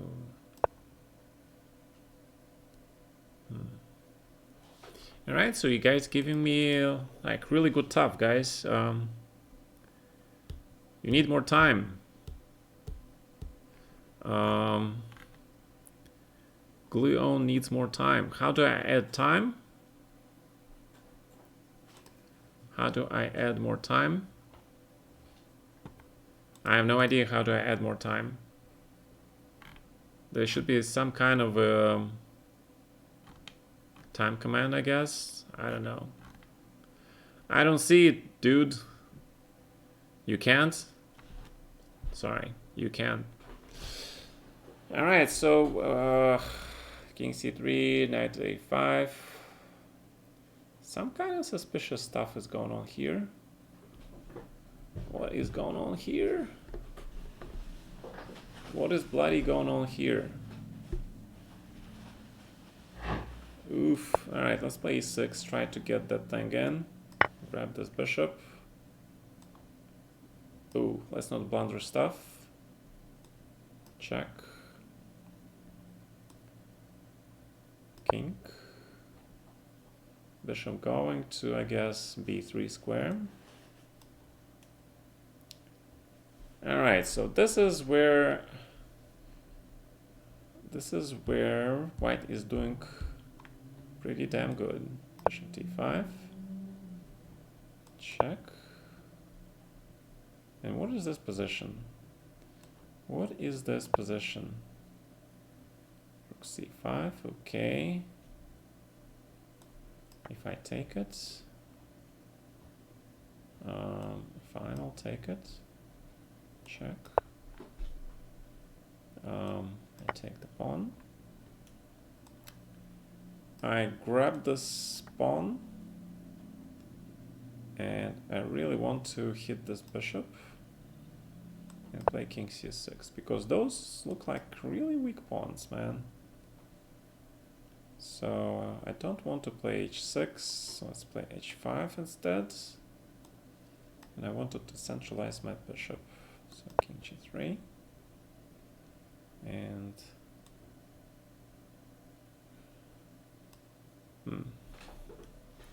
maybe this is not a winnable position anymore, right? It's quite possible this is not a winnable position anymore.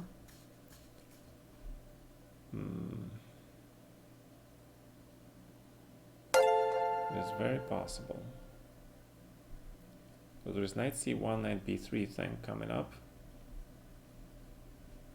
And what I'm gonna do if he plays that, I don't know. I do not know.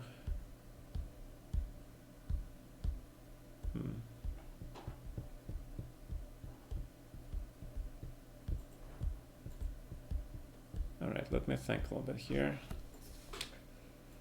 This is not winning as I hoped it would be, unfortunately, for me. Because that rook sucks on a2 suddenly.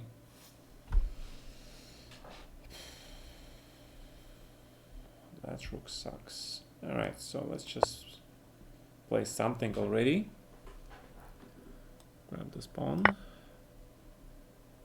Grab this bishop. a5 looks good.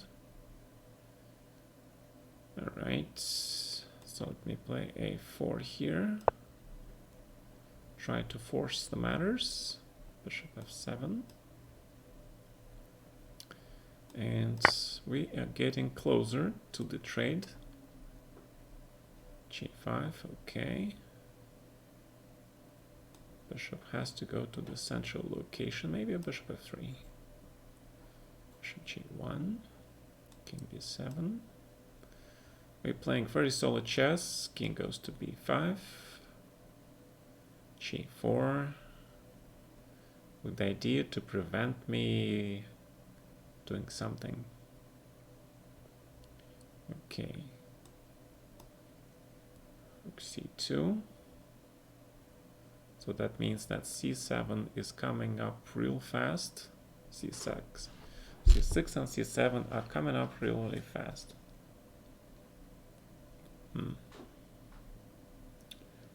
These guys are coming up really fast. So I gotta do this probably. And play rook a2. But this position should be better for white, I think. This position should definitely should be better for white. Why do I say so? Is because I get a hell of a lot of pawns, right? But you do get nice blockade, maybe. I don't know. So let's see. Knight g5. The king goes. Rook t4. a4, okay. With the idea of b5, I guess. b5, and then what? Then something. Alright, so let's play b5. So the knight and bishop on f6, they are sort of cutting off my king entirely. So let's play bishop e6, rook d3, okay, looks good.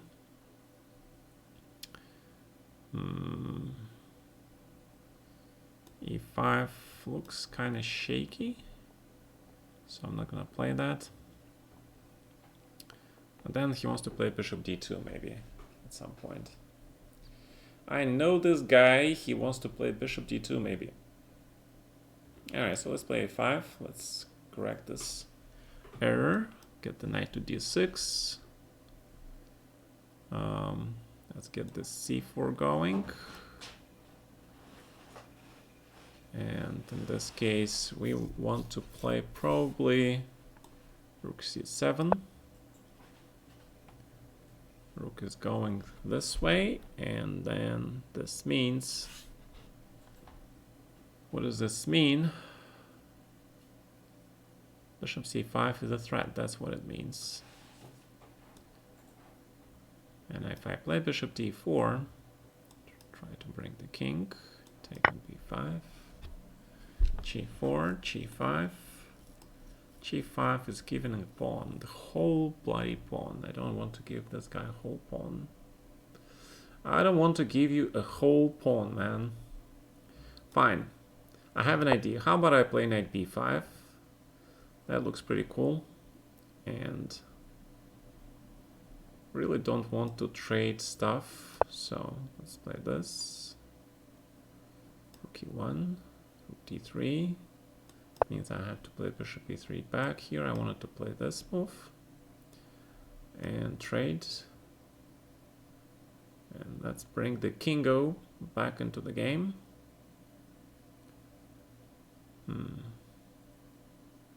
Can I bring the kingo back into the game? Big question. Okay, 8. King d3.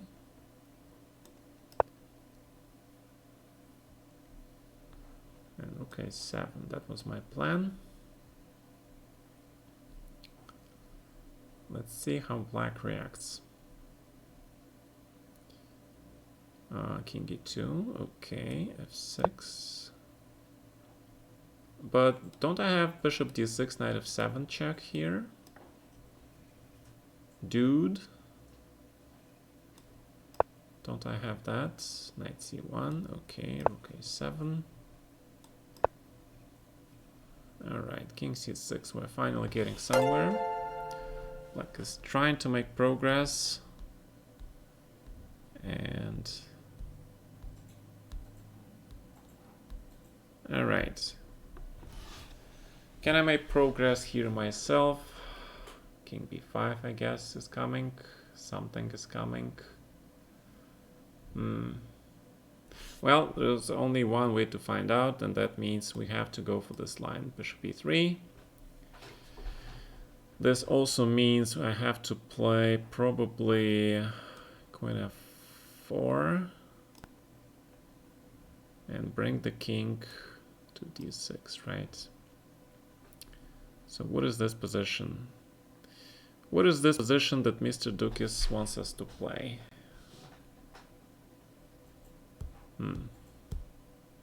So let's play check. Let's play 95. Take. Rook takes. c5 we wanted to play.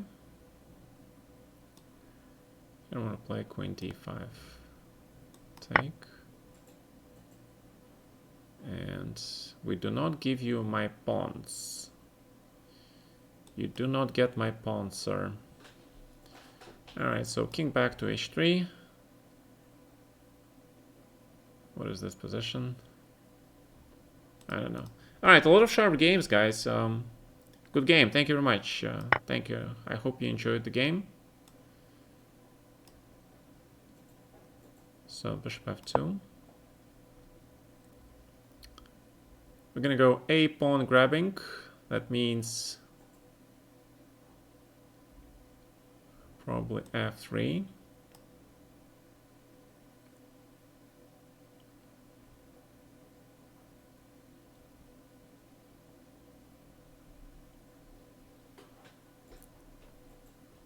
I'm gonna grab this knight with a tempo.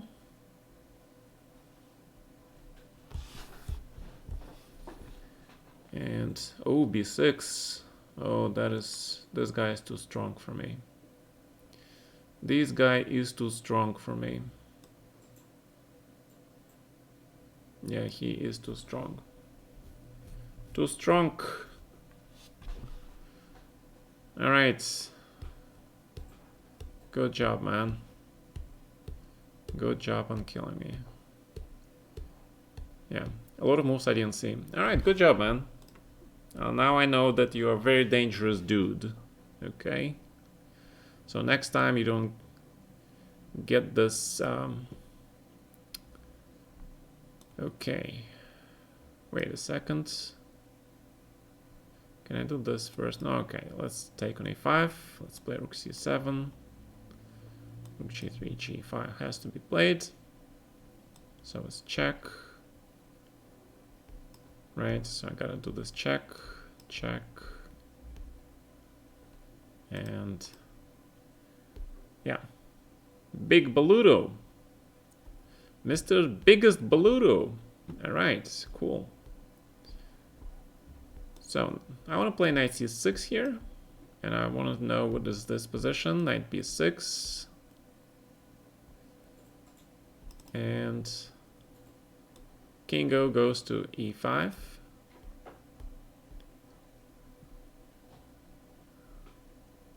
Managed to centralize all our pieces. Check. Smyslov. Things are looking up. Okay, so king e6. g5 looks okay.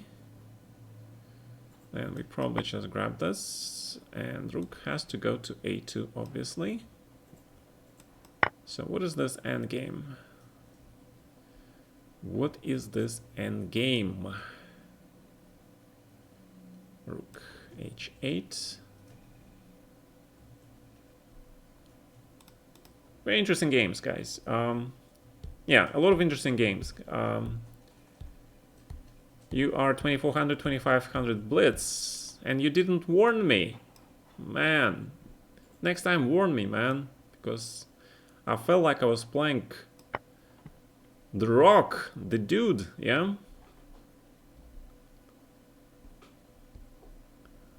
Yeah, I felt like I was playing this huge, unbreakable something. Alright, king g2. Let's see.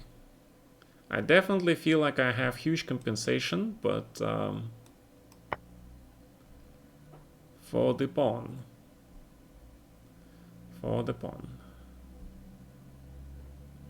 Definitely pin stuff if you can.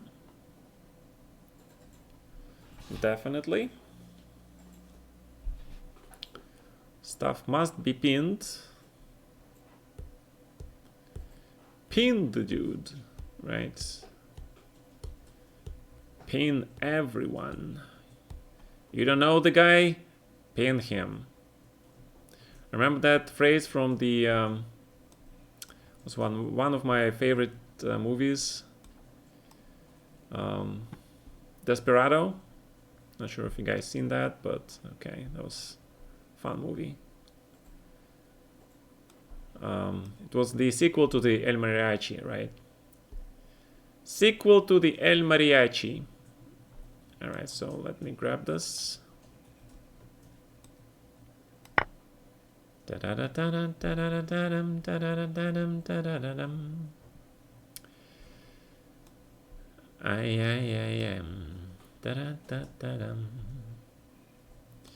if I play rook a2,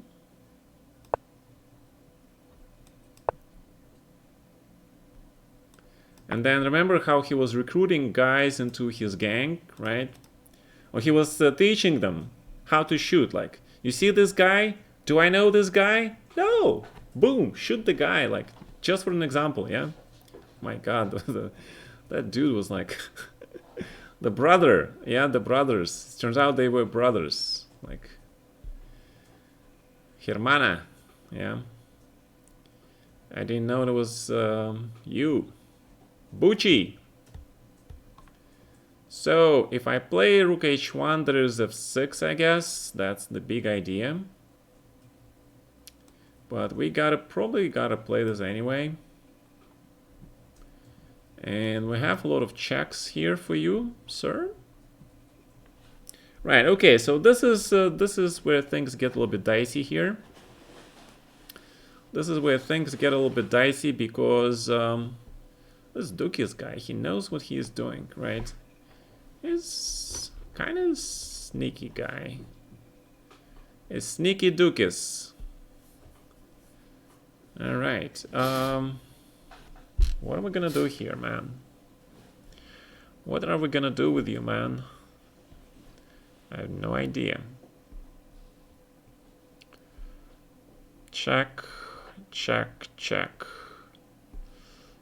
Uh-huh.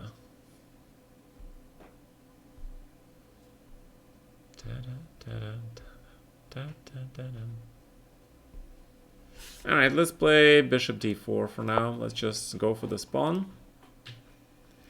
Trying to learn from your endgame skills.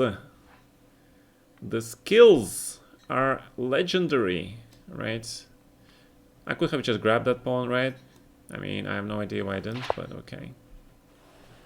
Okay. Rada, I'm gonna grab your pawn. I'm sorry, man. But I need your pawns. They kind of make me feel good about my position. Alright, so how do we play this position? This looks like this should be winning. But is it really winning? Is it really winning? Take, take, take, take, take. And this gotta be winning, right? This has gotta be winning. So, alright, so wait a minute. But if I do, yeah, okay, I can do this. Alright. So rook f2 could be the thing, but we really don't want to trade the rooks, okay?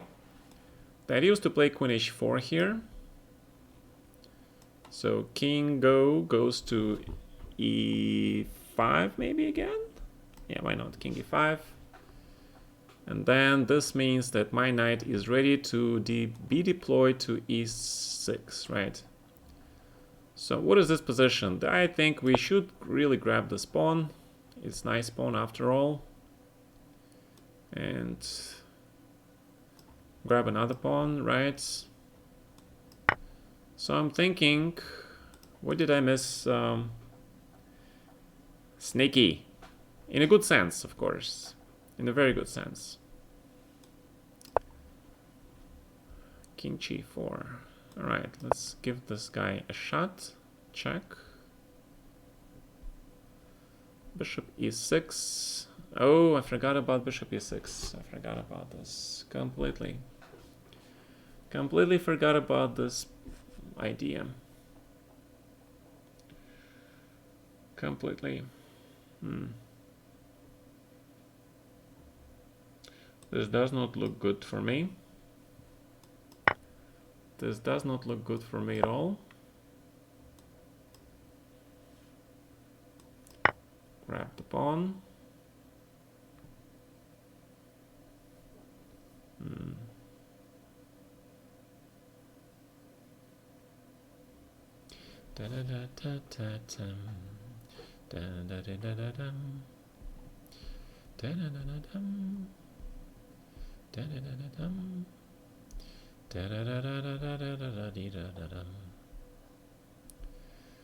Wow, did I just blunder this? What is this position? The rook e6 coming, right? A lot of stuff are happening. Yeah, I think I blundered this, yeah. Good shot, man. Good shot. Good eyes. Good eyes on the tactics. Alright, but this is winning. And we have a lot of pawns here. So this means we gotta stay tight and protect stuff. Protect stuff.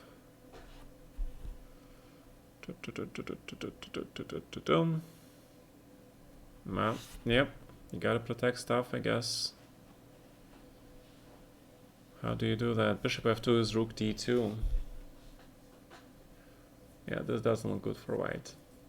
Completely. Admittedly, this does not look good for white at all.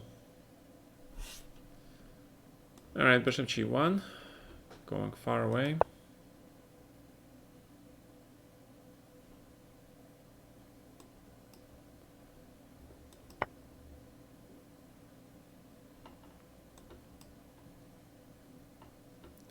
Well, this is a lot of extra stuff. Only 6 games are going, including this one. This should be winning though. I have a strong feeling that that is a winning game. Very strong feeling. And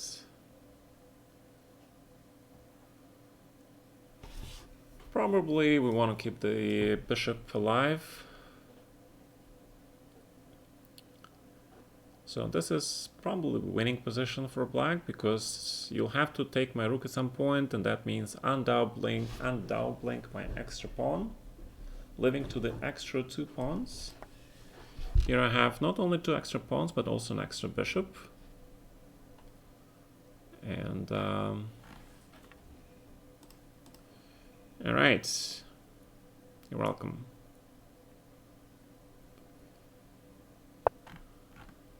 Okay. Rook c3 looks good. Should I be sneaky? Should I be tricky? And sneaky and tricky and all. Am I pretty? You feel lucky? Yeah, there's that song. It's a wonderful song. Alright, so rook e2. Trying to be sneaky. Oh my god, I blundered queen g4. Jesus Christ. Ooh. Ooh. Ooh la la, it's game over almost immediately now, yeah? Ooh la la. Ooh la la, missing tactics like that is not good. This is definitely not good. Missing a tactic like that. Going from a winning position to a lost position in probably in a couple of moves, yeah. Good shot, man. Queen g4. Good shot. God is singing, seducing us. No, I don't think so. I don't think so.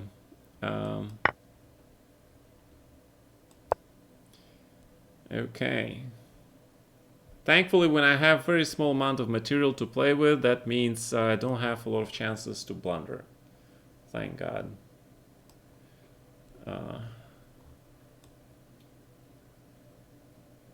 Yeah. Immediately winning for black. Immediately winning for black. Just immediately.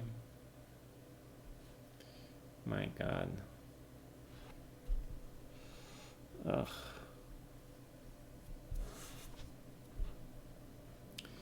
Alright, this should be better for me. I mean, I counted this endgame, and I counted as winning for me because of this move. So I have only one move. And then there's this finish him, yeah? Sub-zero.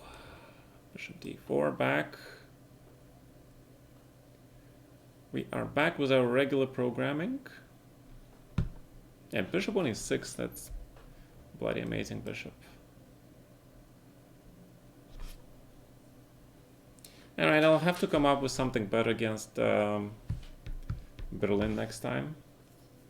Yeah, I played this really bad line with d5, I guess too early, with the knight on d6. Usually I play d5 when black plays knight f5, right? Alright, so that's when I should have played d5. I should have made some useful move. c3 first, and then if knight f5, then d5. That's how I play it. Alright, so black resigns, JS. Thank you for the game, man. Play c3 first. Right.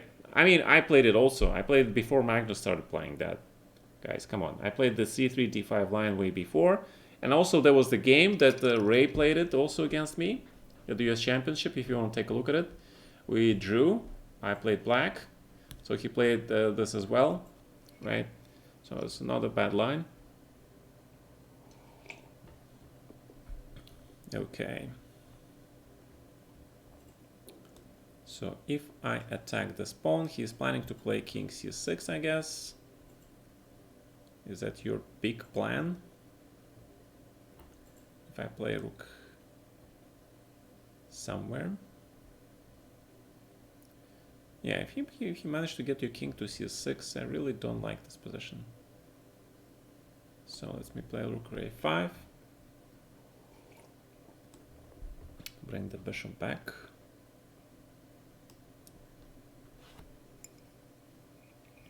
My only hope is that I can flag Mr. Dukas. Yeah, but I think you guys get some increment, right? So that probably is impossible.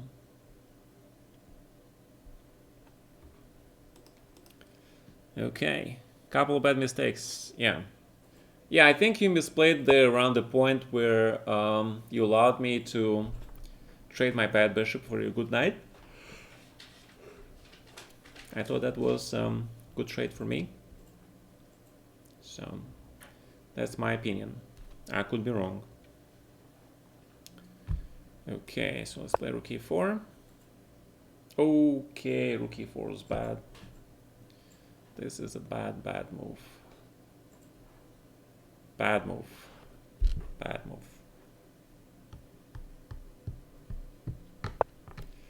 Yeah. Completely forgot about that. Completely forgot about that. My God. One mistake and it's game over. Right? That's how it goes. That is how it goes, guys. Bishop f2 is coming. So I gotta, okay, so I have actually defense, which is rook e5, but I really don't like it. I don't like this move. I don't like this move.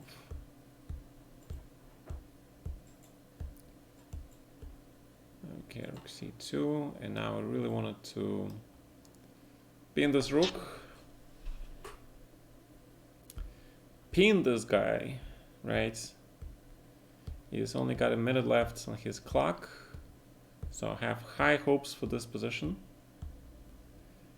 Rook f3 was probably better, but okay. Yeah, I should probably just resign against Dukas because that game is bad. Shrimp Breader. Radagast the white, obviously. Oh, Rada, you resigned? Alright. Smyslov, did you win already? You should have... yeah, this is an easy win for you, man. Yeah, a4. Very good technique, Mr. Dukas. Good job. Good job on killing me here. Yeah, there is nothing I can do. Nothing. I gotta admit, there is nothing I can do here. All my pieces are completely tied up. There is no future. Alright, good job. So I'll resign this game. Very good game. And game technique. Very good. And there is this little trick. Actually, I want to try. So let's take it out. Let's check it out. c4. Yeah, correct. Bishop c6, just bishop c6. This is completely winning for black. This is completely winning for black. Just completely winning.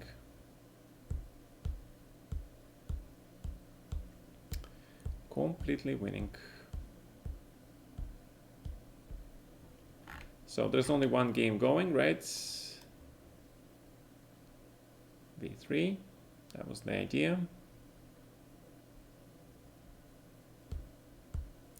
And if rook b2, then rook a2. Or in fact, almost any move. I play rook a2. Try to trade. Alright, I think Duke has got a... yeah, very good technique, man. Very good, especially how you employ those bishops. Cutting off my knight on a3. Very good job, man. All right, so that means you have a plus score against me, right, Dukis? You have plus score. I gotta start to have. I gotta start to track these guys and have a plus score against me. Okay. 13 times. No, but then I mean in the Simul, because that's like a ton of time, right? And I'm still rushing because I'm trying to play fast, but I gotta play slowly. Gotta use my own advice. Gotta play slower. Yes. Good job. Alright, check, which means I have the only move. So we have 2 games left. Waiting for the Smyslov to finish me off. Come on, Vasily. Let's do this. Bring it. Bring it, dude. We know we can do it.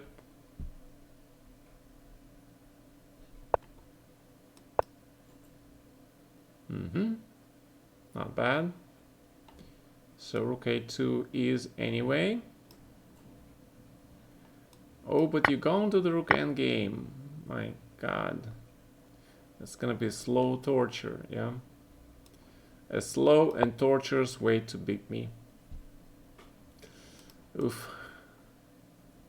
Handicapped. Okay. I'm not sure if I'm that handicapped.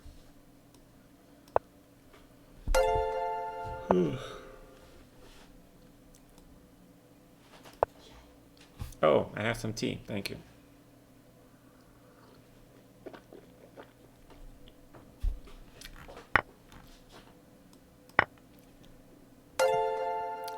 Don't have any chances at all here. Very, very small. Very small chances. However, since this guy is 1500 provisional player, maybe I do have some chances. Maybe I do. So let's seek them out. Ooh. Nice moves, man. Nice moves. Nice night for a walk, man. Yeah. So, King e3. Gotta play this while I grab your knight. So okay, so that's the game basically, and I'm trying to be sneaky and tricky here, but I don't think it's working. I don't think it's working. Yeah, it's not working.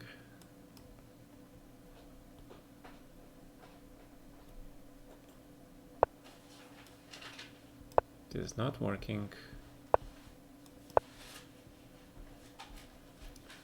And b2. And rook c5.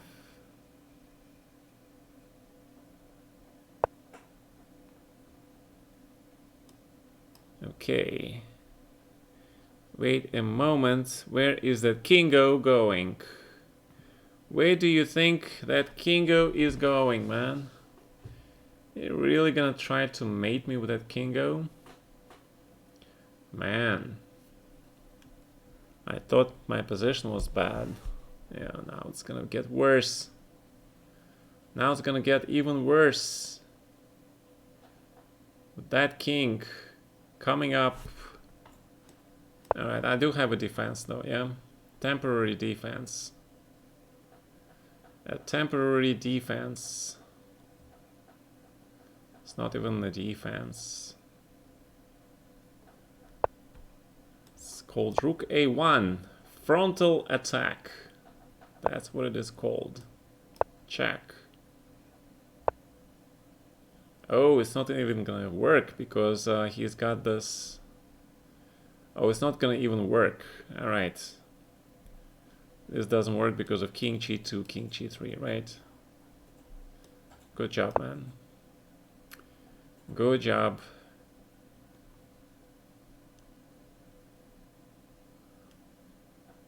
So, you guys are tough. Very tough. Very tough. Tough as nails.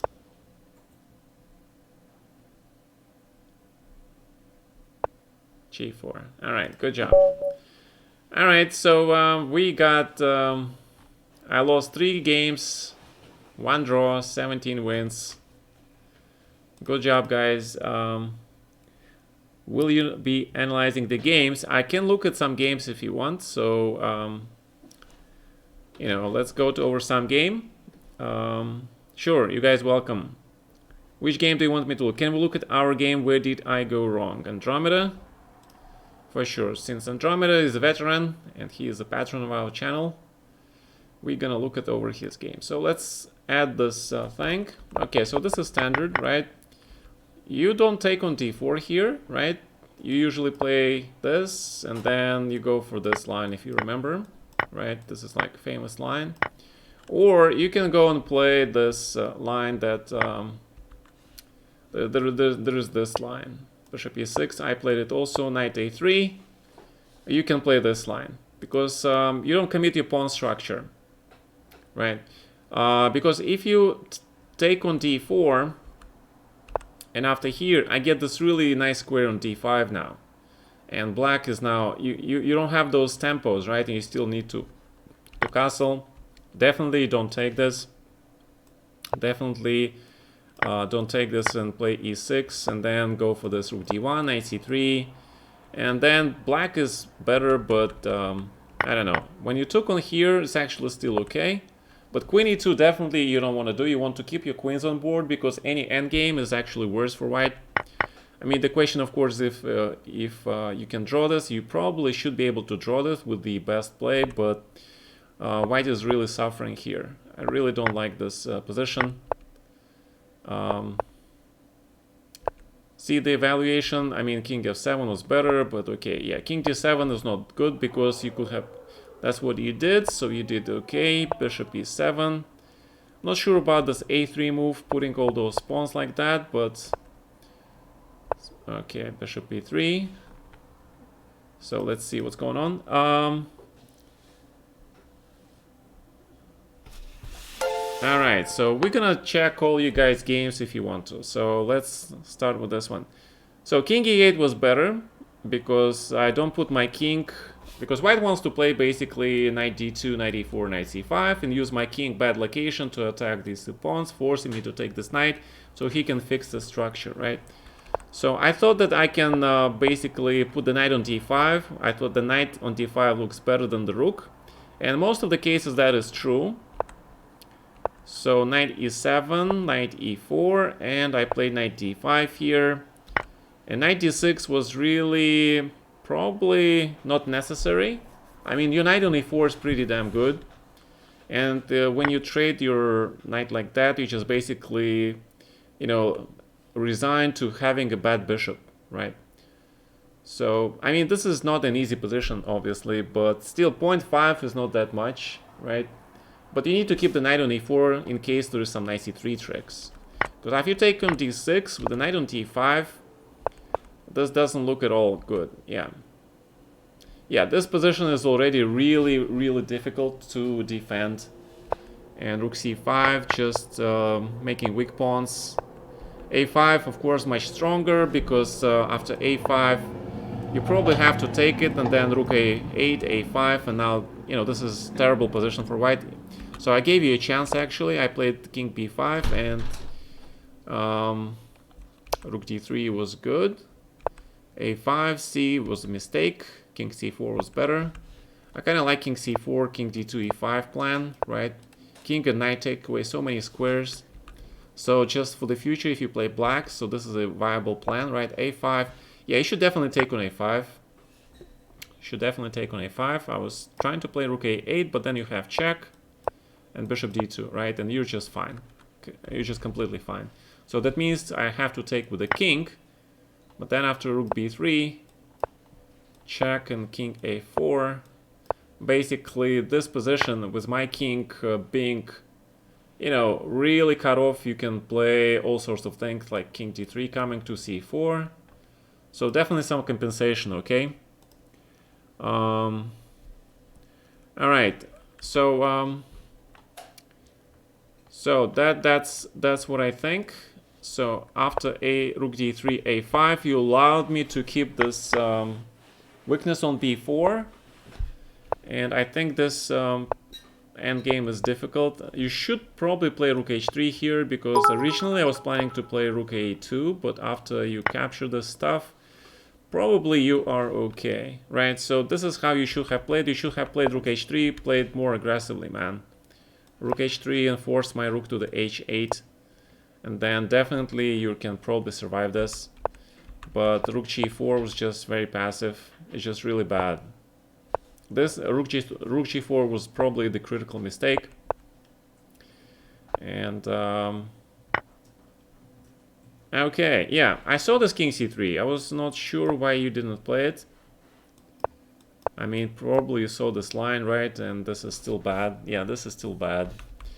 All right, but because after you take on b4, you have to play rook d6 here. You have to keep the rooks on board. So until the very end, you had chances basically, right? If I take on c5, rook e5 check, and f4, the idea of rook h2, and basically this looks very drawish. This still looks very drawish, maybe. Or maybe not, I don't know. Rook h7, rook g2. Yeah, this is probably winning, but it's not so easy. Yeah, this should be winning. All right, so that's your game, okay? Hi, Nicola.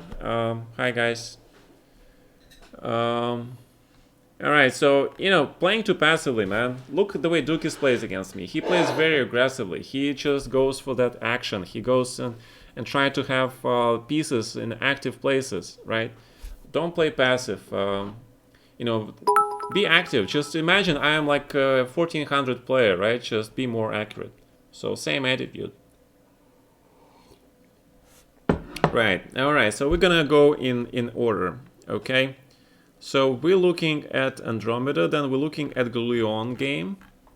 So let's take a look at Gluon game.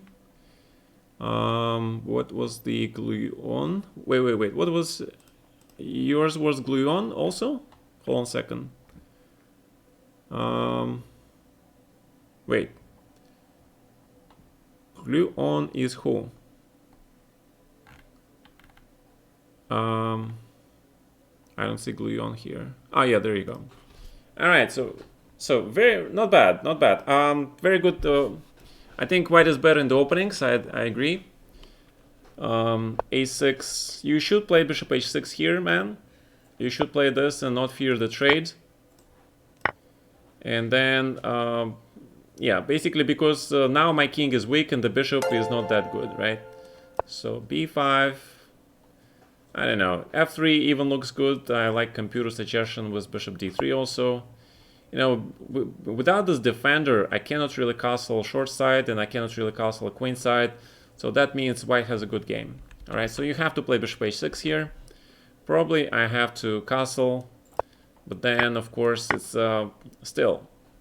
You can even play a4 and e6. Looks very equal. Maybe just bishop e2, take, rook e8, I don't know, knight f3. The computer says it's good for black, but I think it's equal, to be honest. All right, so okay, so not so simple, yeah. So we gotta be more careful here.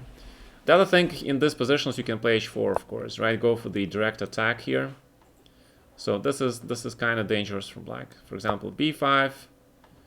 H5 immediately, you'll take first and then h5, right? Because if b4, then... Alright, let's follow computer suggestion, because I really don't want to take this pawn. Looks really bad. Have to take with this pawn, then check. King g8, knight f4. So for this pawn that I took, right? You get huge initiative. Huge initiative. The knights are coming, right? The bishop there, knight g6, long castle, attack for white. Good stuff for white. So, again, h4 here. If I castle, then you play h4 for sure. Alright, so bishop h6 is a standard. I mean, that's the whole point why you play bishop f4 and queen d2 in the first place. Alright. Thank you, Andromeda. Thank you so much. Alright, so you played knight f3, and then I played bishop g4, trying to get rid of my bad bishop, because bishop on c8 is bad. Bishop e2, okay. Take. Knight d7. In general, you should play a4 here, prevent black playing b5 so easily. Okay, that's a standard Benoni thing. So you did that, good. Queen a5. Castles, rook fe1, normal move. Knight e8. Okay, so knight b1 is not bad, but yeah, this is kind of position that is tricky to describe like in a couple words, but you have pair of strong bishops, and ideally what I usually do, I put the bishop on d2 here, and then go for that a5 thing. Right, I don't know how to do this here. I don't think queen d1 works, but it's also possible because black really don't want to give up such a strong bishop in exchange for this thing, because then you can put this bishop on this diagonal, make a lot of problems, and this pawn doesn't really matter because your a5 pawn will control these two.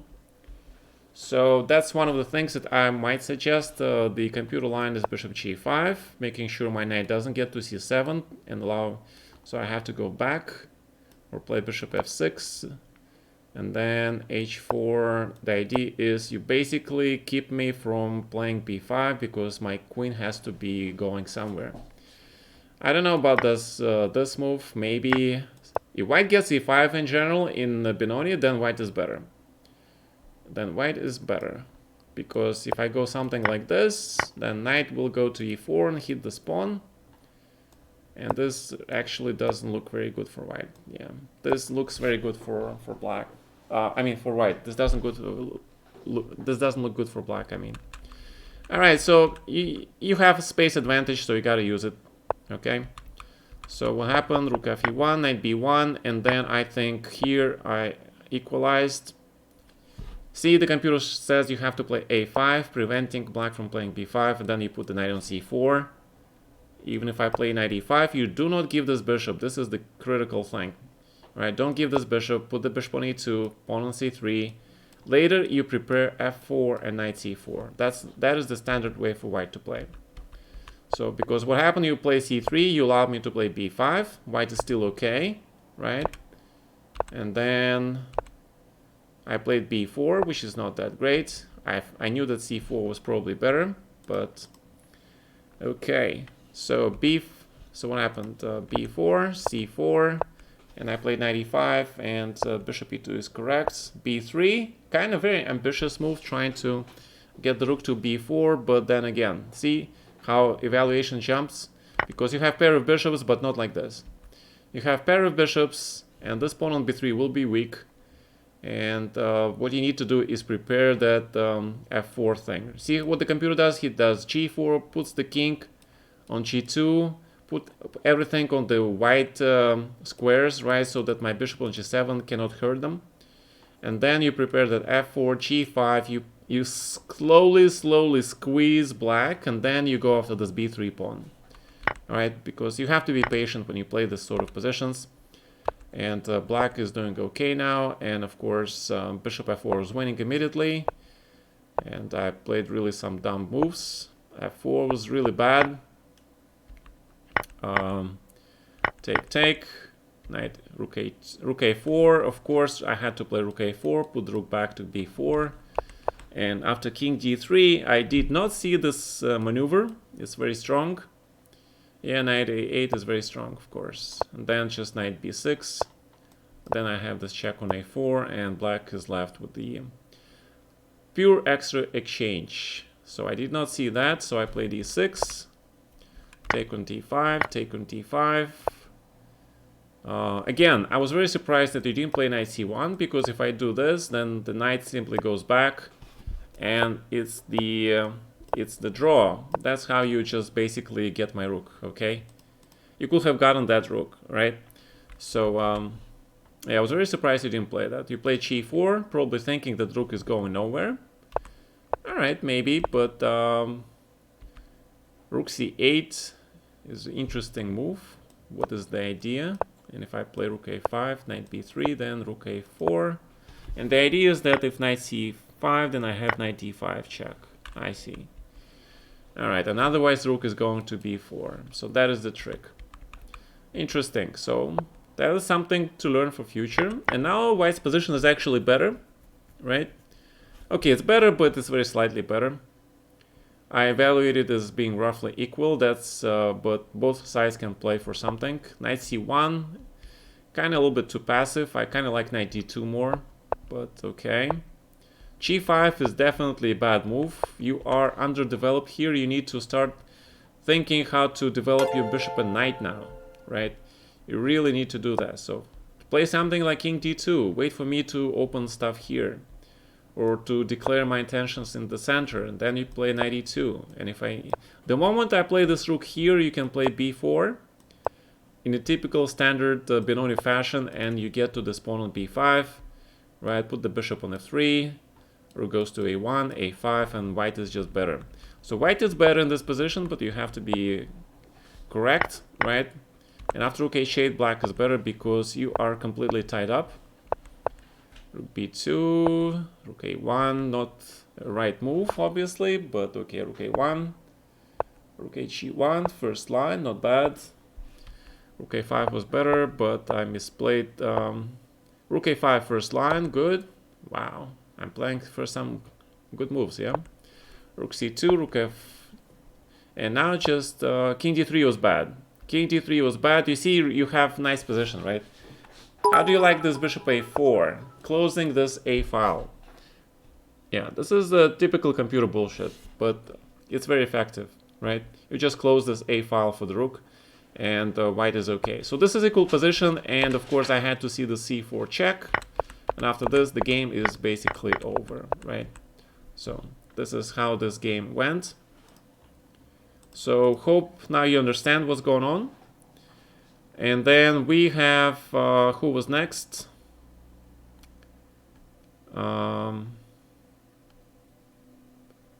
Okay. All right, guys, tell me who is next before I. No problem. All right. So who was next, guys? Let me see because I cannot find you. Who want to check a look? Dukis, you want to check your game, but you already won, man, and you have the computer with you. Yeah, and I think you played perfect chess, so we don't have to look at the game. Actually, I need to look at that game to analyze it, okay? Alright, so let's take a look at Rada. JS will check, yeah, we'll take a look at you after we check a Rada game. Okay, potatoes, I played black, I know that. Alright, Rada played white. Alright, so bishop a4, if you play this move, I mean, you still have to take on e5. You can play d4, but if you play this line, you have to play c3 here. That is the usual plan for white in this position, because if black takes, and after knight d5, black is in huge trouble, alright? This is really bad position for black, because everything is tied up, absolutely everything. So this is like famous stuff, right? And black has to play here, I think, d3 or b5. Personally, I don't remember. Yeah, b5 and then castles, right? And then there was like huge analysis here and huge analysis. But that's how you play this line with white if you want to, because knight d4 is absolutely nothing. And c3, and again, remember I told you during the game, I think white should play knight c3 at some point. But probably it's already past that. Knight f3 back, and knight has to go to d5. That is the main idea, because after c3, I should have taken on d4. I saw that and played knight f5, and then black is just a pawn up, right? He has d5, c6. Basically, it's just Berlin with an extra pawn, so you can't really do that. And if you take with the queen, then knight f5 and then d5 and just extra pawn for nothing. So that's what I had to do. I played bishop f6, you took on c6, take, bishop f4, bishop f5, pretty good. So knight c4, I saw that move, but I wanted to be solid, just trade, right? Knight f1, I think it's not bad. Knight c4 had to be played, of course. I wasn't sure what I wasn't sure of. I'm not even sure what I was unsure of. Maybe b4, but then again, knight goes to b2 and to d3, right? So knight c4, this is a common theme for black. I played the bishop g4, going for the queen exchange, because the queen g3, then I definitely wanted to play knight e4. So after queen d3, queen f5, I wanted to be safe and want to go into this endgame with an extra pawn, and I felt that this is practically winning for black. Bishop e5, correct. And this endgame is very close to winning. Very, very close. And then I started to play really strange chess. f3, not sure. I think you really need to trade all the rooks, or set up the blockade along the dark squares, because my pawns are doubled, right? Then g3, then sort of, you know, some blockade, some sort of blockade. Can you trade everything? I don't know. Let's see. Can you really trade all the heavy pieces? Yeah, because I have rook d5, I was not willing to trade all the pieces with you. And then, yeah, that's how you can try to play, right? And I think this endgame is very dangerous, of course, because of that huge extra pawn. This extra pawn is actually huge, right? Because these pawns are weak, and there will be some pawn breaks later. So thank you, Japan. What is this Shara Benny Gambit? My opening knowledge is very limited.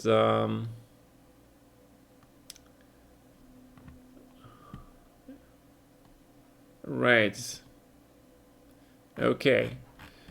Alright, so as we see, you're not playing that bad here, defending after you lost the pawn in the opening, but let's see, c5, c4, rook e1, just go for the trade, rook d8, knight e3 first, right? I missed f5, but okay, bishop e6, and c6, and I think, yeah, I think you should just stay and be very solid. I mean, I wanted to play b5, but you can just play rook c1, because I can never take on this pawn, because then these pawns will be just, you know, nothing, right? And then you block me along the d file. So this is going to be extremely difficult for black to make progress to win this game. So you can try to build this kind of fortress, because after f4, b5, this endgame looks already dangerous. I think this looks kind of winning for black, because your pawns are far extended. I think king f2, right? What did you do? Play rook d1. This is not good. Not good, because after rook d4, your rook is stuck on d1. So I thought that you're gonna try to bring the king to f4 maybe, right? See the way the computer plays it, but still, right? It's still not so easy. And then king d6, but at least your king protects these pawns, and then something like that. Counter-attack, right? With the going to this open file. Not easy again. So we see this first computer lines. Very tricky. Check. But 1.6 is not winning. Okay, 1.6 is the large advantage, but maybe a draw in computer terminology, because after rook d1, rook d4, this king comes, and this doesn't look good. King e2 is too passive. I was expecting king g3, king d6, and then you probably rook e1. Then after king e5, rook e2, it's already rook d3, right? And then g6. Yeah, this looks losing, right? Because I have way too many active pieces, extra pawn, strong bishop, potentially a3, and rook going to b2, right? Hitting this pawn on a2. So this is lost endgame, all right? This is lost endgame. And what happened, for example, here? So wait. Yeah, g5, king e5. You can see the evaluation, right? this endgame is this lost. Right. All right, so this is lost. So you miss some chances to set up the fortress, okay? But not bad. Was there anything in f5? Anything in f5? All right, let's see. 22nd f5. Wait a minute, that's not 22nd. 28, right? 28 b5. If you play f5 here, well, it's just bishop c4. So you gotta take with the bishop, right? But now it's not the double pawns, it's the triple pawns, right? It's the triple pawns, and I think, to be honest, the triple pawns are a little bit too much. And especially considering that you don't have rook e4 because of rook d4, right? So if rook c1, rook d4. I mean, triple pawns with two of them being extra is a little bit too much. You know, if there was just one pawn, maybe you have some chances, but these three pawns together with this a5, a4, king going to d5, followed by rook d2, and then there will be some breaks eventually with the c3 or something going after these pawns, right? So this is winning for black, all right? Yeah, there is nothing. All right, so not bad, man. Then we have the game. All right. JS, right? All right, let's see. JS, where are you, man? Zappo, Smyslov, potatoes. There. Okay. So d5, queen d8, f6, solid choice. I like. Bishop e3. Probably okay. h3, king e7. Check is okay. I played knight a3, too hasty. a4 obviously had to be played here. I mean, in such positions, a4 is almost an automatic move, trying to fix the structure here. So knight a3 is actually also not bad, it seems, but knight c2 is kind of not that great. So knight d7. The trick about this position is actually white, especially the computer, overestimates white's position here, and I noticed it in a lot of structures. Black is doing actually not bad here. You know, he is more passive, but he's structurally wise, he is very solid. So a lot of times the computer underestimates this position, thanks to his horizon effect, which Kramnik spoke about so much. So you see the evaluation was like 0.8, right, 0.9, and now it dropped down to 0.4 because, you know, a lot of central squares are taken, right? b4, knight b4 is probably stronger, but okay. So I'm not sure exactly how to play this position because this position is really difficult to understand, even for a human. The thing is, there are a couple of rules, right? Don't trade the white squared bishops because that allows white knight gets to c4. Even if the bishop here and these pawns on the dark squares, white gets a lot of control and he gets access to the d5 square. So I think that black should play a5 at some point. And then the problem is the bishop on e7 and this bishop on c4, right? What to do with it? So again, maybe knight f8 and maybe trading the white squared bishops is okay, maybe. But to me, that's really dangerous because if you guys look at the game Hare Krishna played against me with white, he killed me basically in some sort of very slow torture, this type of structure. He exchanged light squares, he put the knight on c4, then he went g3, f4. So this is a huge pain for black to play. King f8, I kind of think this is not bad actually. But again, white has more space. It's easier to play this position for white. So you see what the computer does? Now he plays rook d8 and then knight f8. And then knight e6 or something, right? So knight d6, I don't know. I really like a5 here, preventing this a5 potential bind on the position. Knight f8. Okay. Right, so this is a question, always a question, eternal question, like in an Italian game. There's also a question, should black just exchange this light squared bishop or not? And this question, it has no answer. All right. Right. So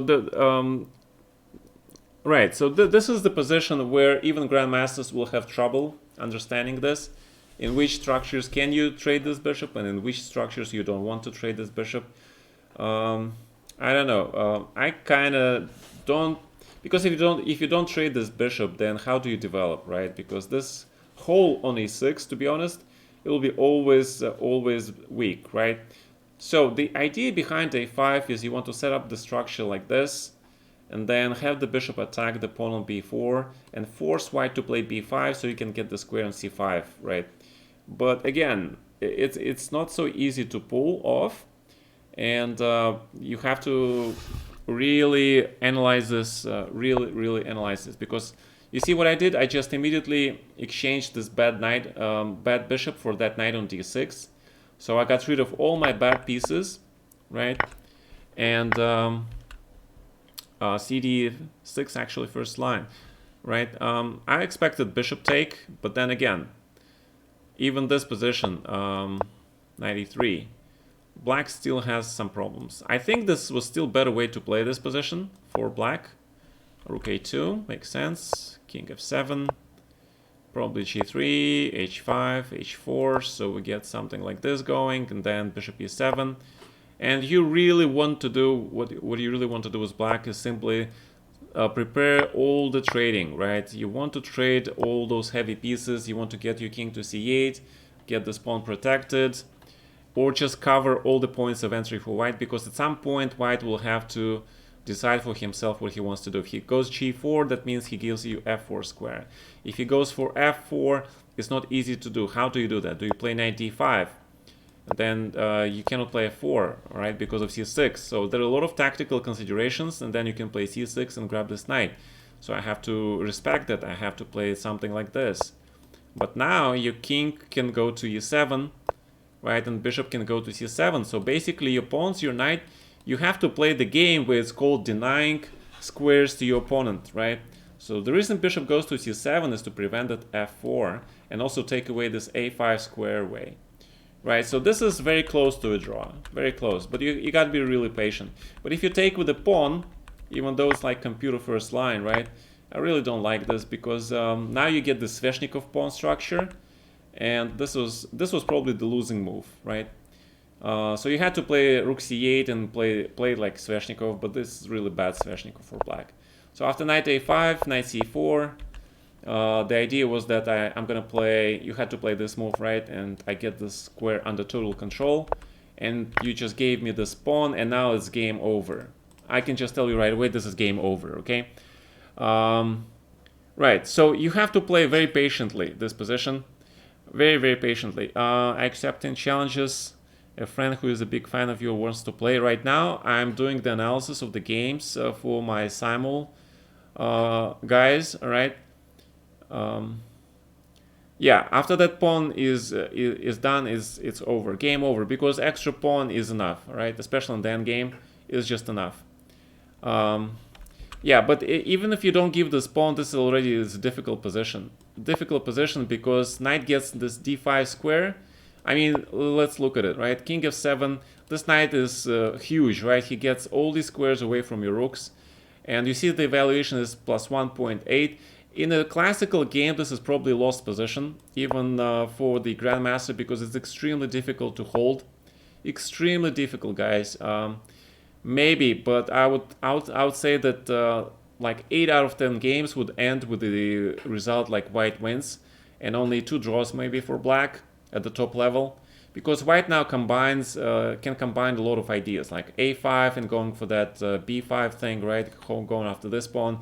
Or he can combine with going like rook to h1, this rook go here, f4, and then either f5 break or h5 break, or knight d5. And this knight, you see how these rooks are paralyzed, right?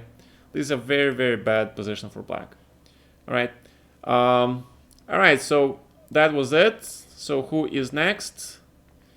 Dukis, we're not going to take a look at your game because I think you played perfect game. So, all right. So who was next?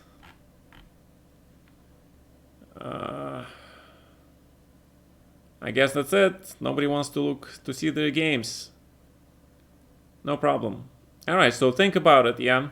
And again, your end game, right? Your end game. Once you, it was not bad. Smyslov. All right, Smyslov is good. Smyslov is that the guy who killed me, right? In this game. All right, so let's see this game. That guy that beat me.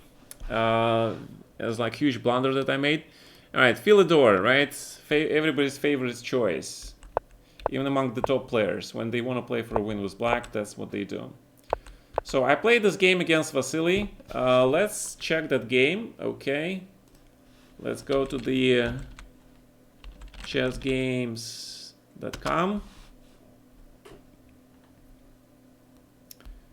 Come on, open.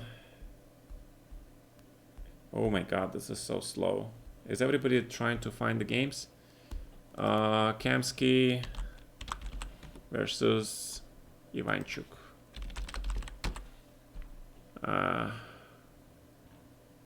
Chess games. Alright, so that was the game in the Sport Accord. Philidor defense, this game. Alright, let me know if you guys don't see this game. Let me see. Come on. Open up. Sim, open up. Because I don't remember, a lot of guys, even grandmasters, they don't remember all of their games. They just basic ideas, plans, the picture, like, you know, pattern recognition. But that's about it. My god, my internet is so slow. Yeah. Okay, finally we're getting somewhere. Boom. Okay, so let's see. Knight b6, take, d5, e5, 92. Right. Okay, so I have a pretty good memory. And but he played f6 and he underestimated this e6, right? And after knight g3, not knight f4, but knight g3, going for that f5 square. Right, bishop d3, and now queen g4, and knight f5. Very, very strong knight f5 move, very strong. Because he cannot capture this knight, right? And then knight h4, extremely strong idea of knight takes on g6. Right, and that's how basically Vasily resigned here. So this was a game in 21 moves. It was the rapid game. That was one game that I was very, very proud of, to be honest. All right. So that is one game that I was very proud of, because, you know, that was like huge crushing win. Okay. All right. So, but you played much better, my man. You played much stronger. So d5, e5, rook knight e2. You went g6. And the computer says that I should have played knight f4. Or bishop h6 and knight f3. Of course, my god. Knight f3 preventing bishop g5. And then this guy goes to d4. And then black is very limited in what he can do, because he cannot really play f6, right? Because if he does that, then just take, and rook e5, I think, and a bishop d6. Rook e3, and basically bishop on h6 is huge, right? So this trade in the center opens white, gives some chances. I'm not sure it's such a huge advantage, but it's definitely pleasant to play with white, right? Because you just play c3, queen d2, pull the rook to e1. Structural small advantage for white. All right, so that's how I should have played. Instead, I played knight g3, very lousy move. Knight g7, bishop h6. Again, c3 probably, b3, just, you know, put the pawns here. Make sure everything is connected, right? And then just play positional chess. Slightly better for white, again, because every time you play c5, this guy goes to b5. So that is an important point. So, of course, you played bishop g5, good job. And I played queen d3, not a bad move. Knight f3 with idea of b3, I don't know. I kind of like the way I played. Queen b3, queen d8. Okay, of course. Queen e3 with idea of queen h6. My god, I missed that. I forgot that your queen. I had this. You know, there is this thing about the blind spot, right? But there is also the psychological effect. It's called inertia effect, right? For some reason, I thought that your queen was on g5 still, and I don't have this, all right? So there is this psychological thing in chess. c3, still better for white. I'm not sure about this h5. I really thought it was kind of weakening your king, man. To be honest, I really thought that was weakening your king. Right. Yeah, I don't like h5 because that means you can never really play f5 because that pawn on g6 will be weak. So you see what the computer does? He immediately puts the queen back and then goes queen d2, queen h6, I guess. Right, and if pawn ever gets to h4, it will be hit by this knight on f3. So h5 is definitely not a good idea. All right, I played knight e2, terrible move. And even though white is still doing okay, queen d1. Originally I wanted to play queen a3. But then I think I missed this d3 thing. And for some reason I thought knight c4 was really strong, followed by d2. And then rook d1 like knight b2, right? But then what is this that I'm missing? I'm missing this d1, rook e1, knight e6, queen c4. And for some reason white is...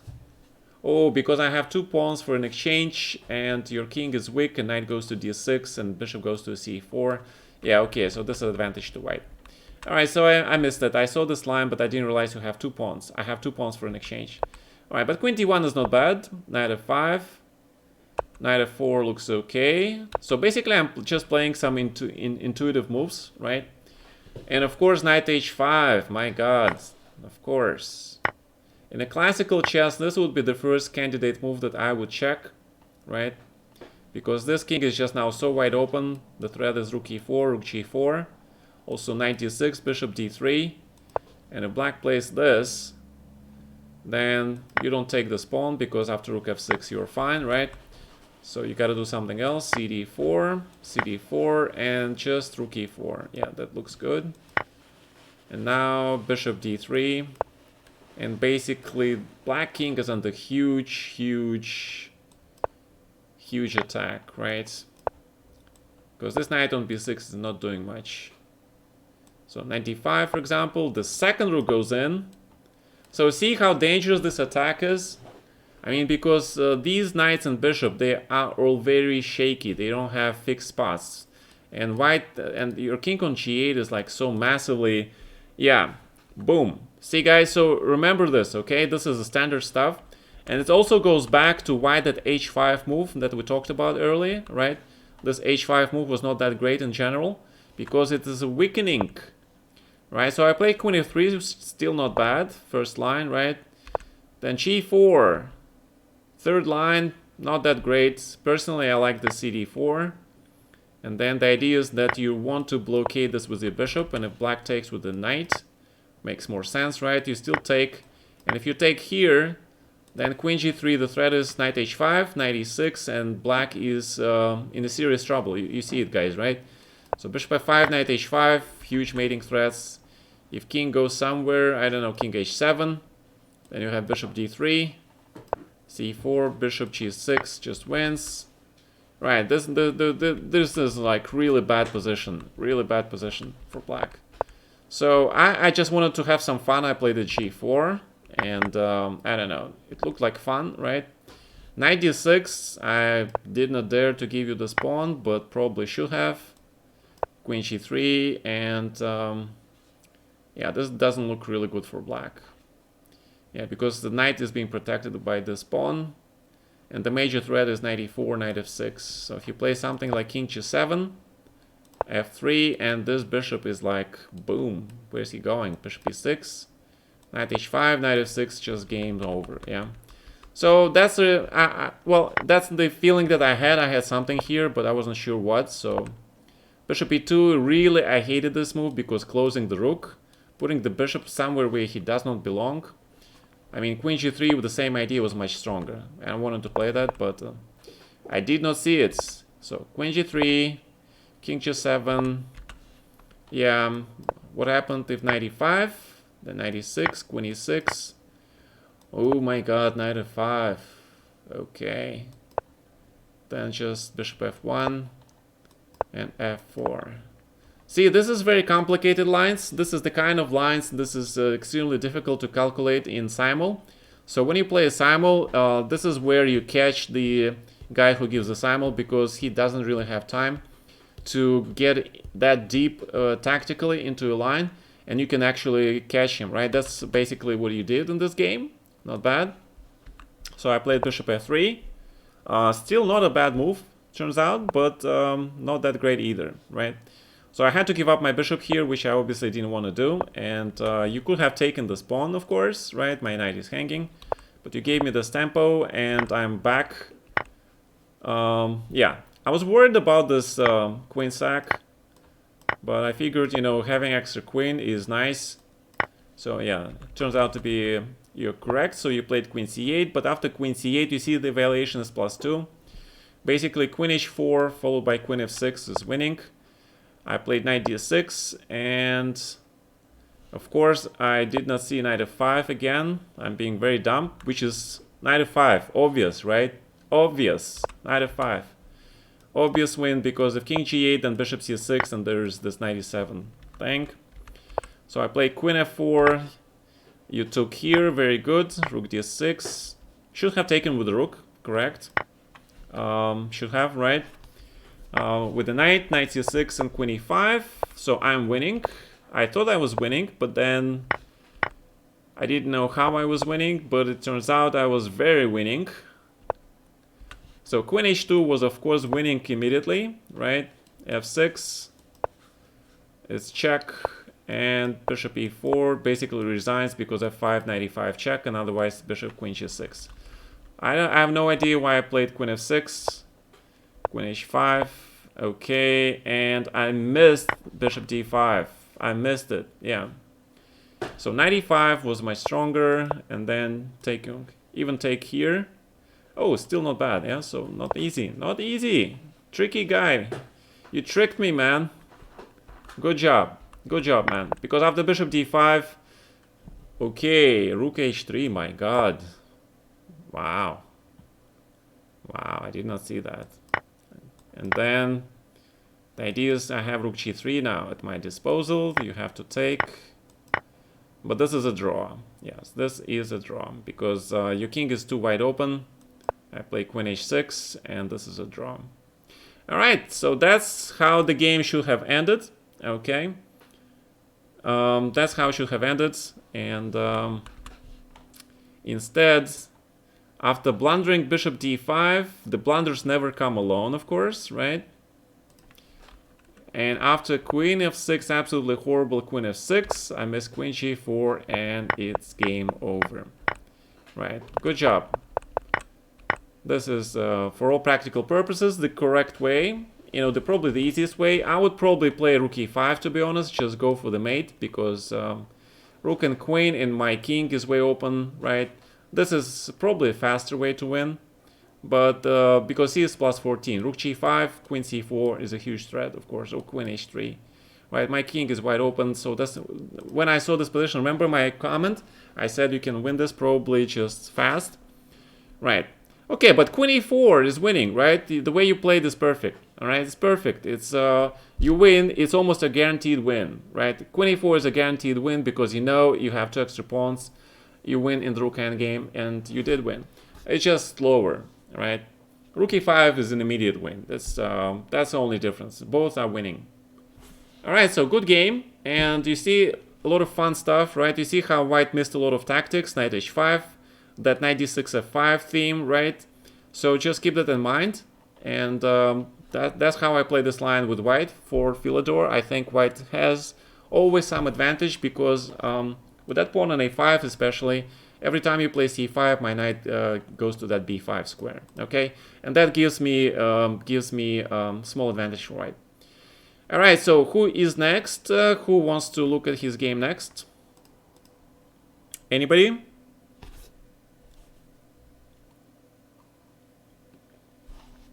I think everybody went to sleep. Yeah, it's midnight here. So, so I guess that's it for today, guys. All right, that's it for today, guys, and thank you very much for joining the Simul. And we will be doing the Simuls now every Friday. For those of you who missed it, I think there is every week. This is the link to my latest London system. All right, again, just for you guys. Hope you check it out. Maybe learn something, just some general ideas. It's in a slightly different format because I had to mix some games together, right? It makes more sense to me than just present them game by game by game. So I mix them together. And the thing to learn from that video is that a lot of structures, have to think in terms of a structure. There is no concrete lines because a lot of the lines they can interpose, transpose, right? So you gotta when you play London system, you have to focus your attention on the structures and the move order, right? Sometimes you play c3, sometimes you delay playing c3, and sometimes you put a4 first, sometimes you put bishop d3 first, or sometimes you play bishop h2 first, right? That is a lot of stuff, and I will continue making a London system. Next London system video will be on my line with the bishop b7, just straightforward Nimzo, right? And there is my trademark signature line with the a5, knight c4, knight b6. Okay, so again, thank you guys for joining today, and Andromeda, thank you, Nicola, thank you, all your donations, guys. Thank you so much for your support. And for the Simul next Friday, same time, and I'll prepare for you guys. I'll do a better job preparing. All right. So, all right. Good night.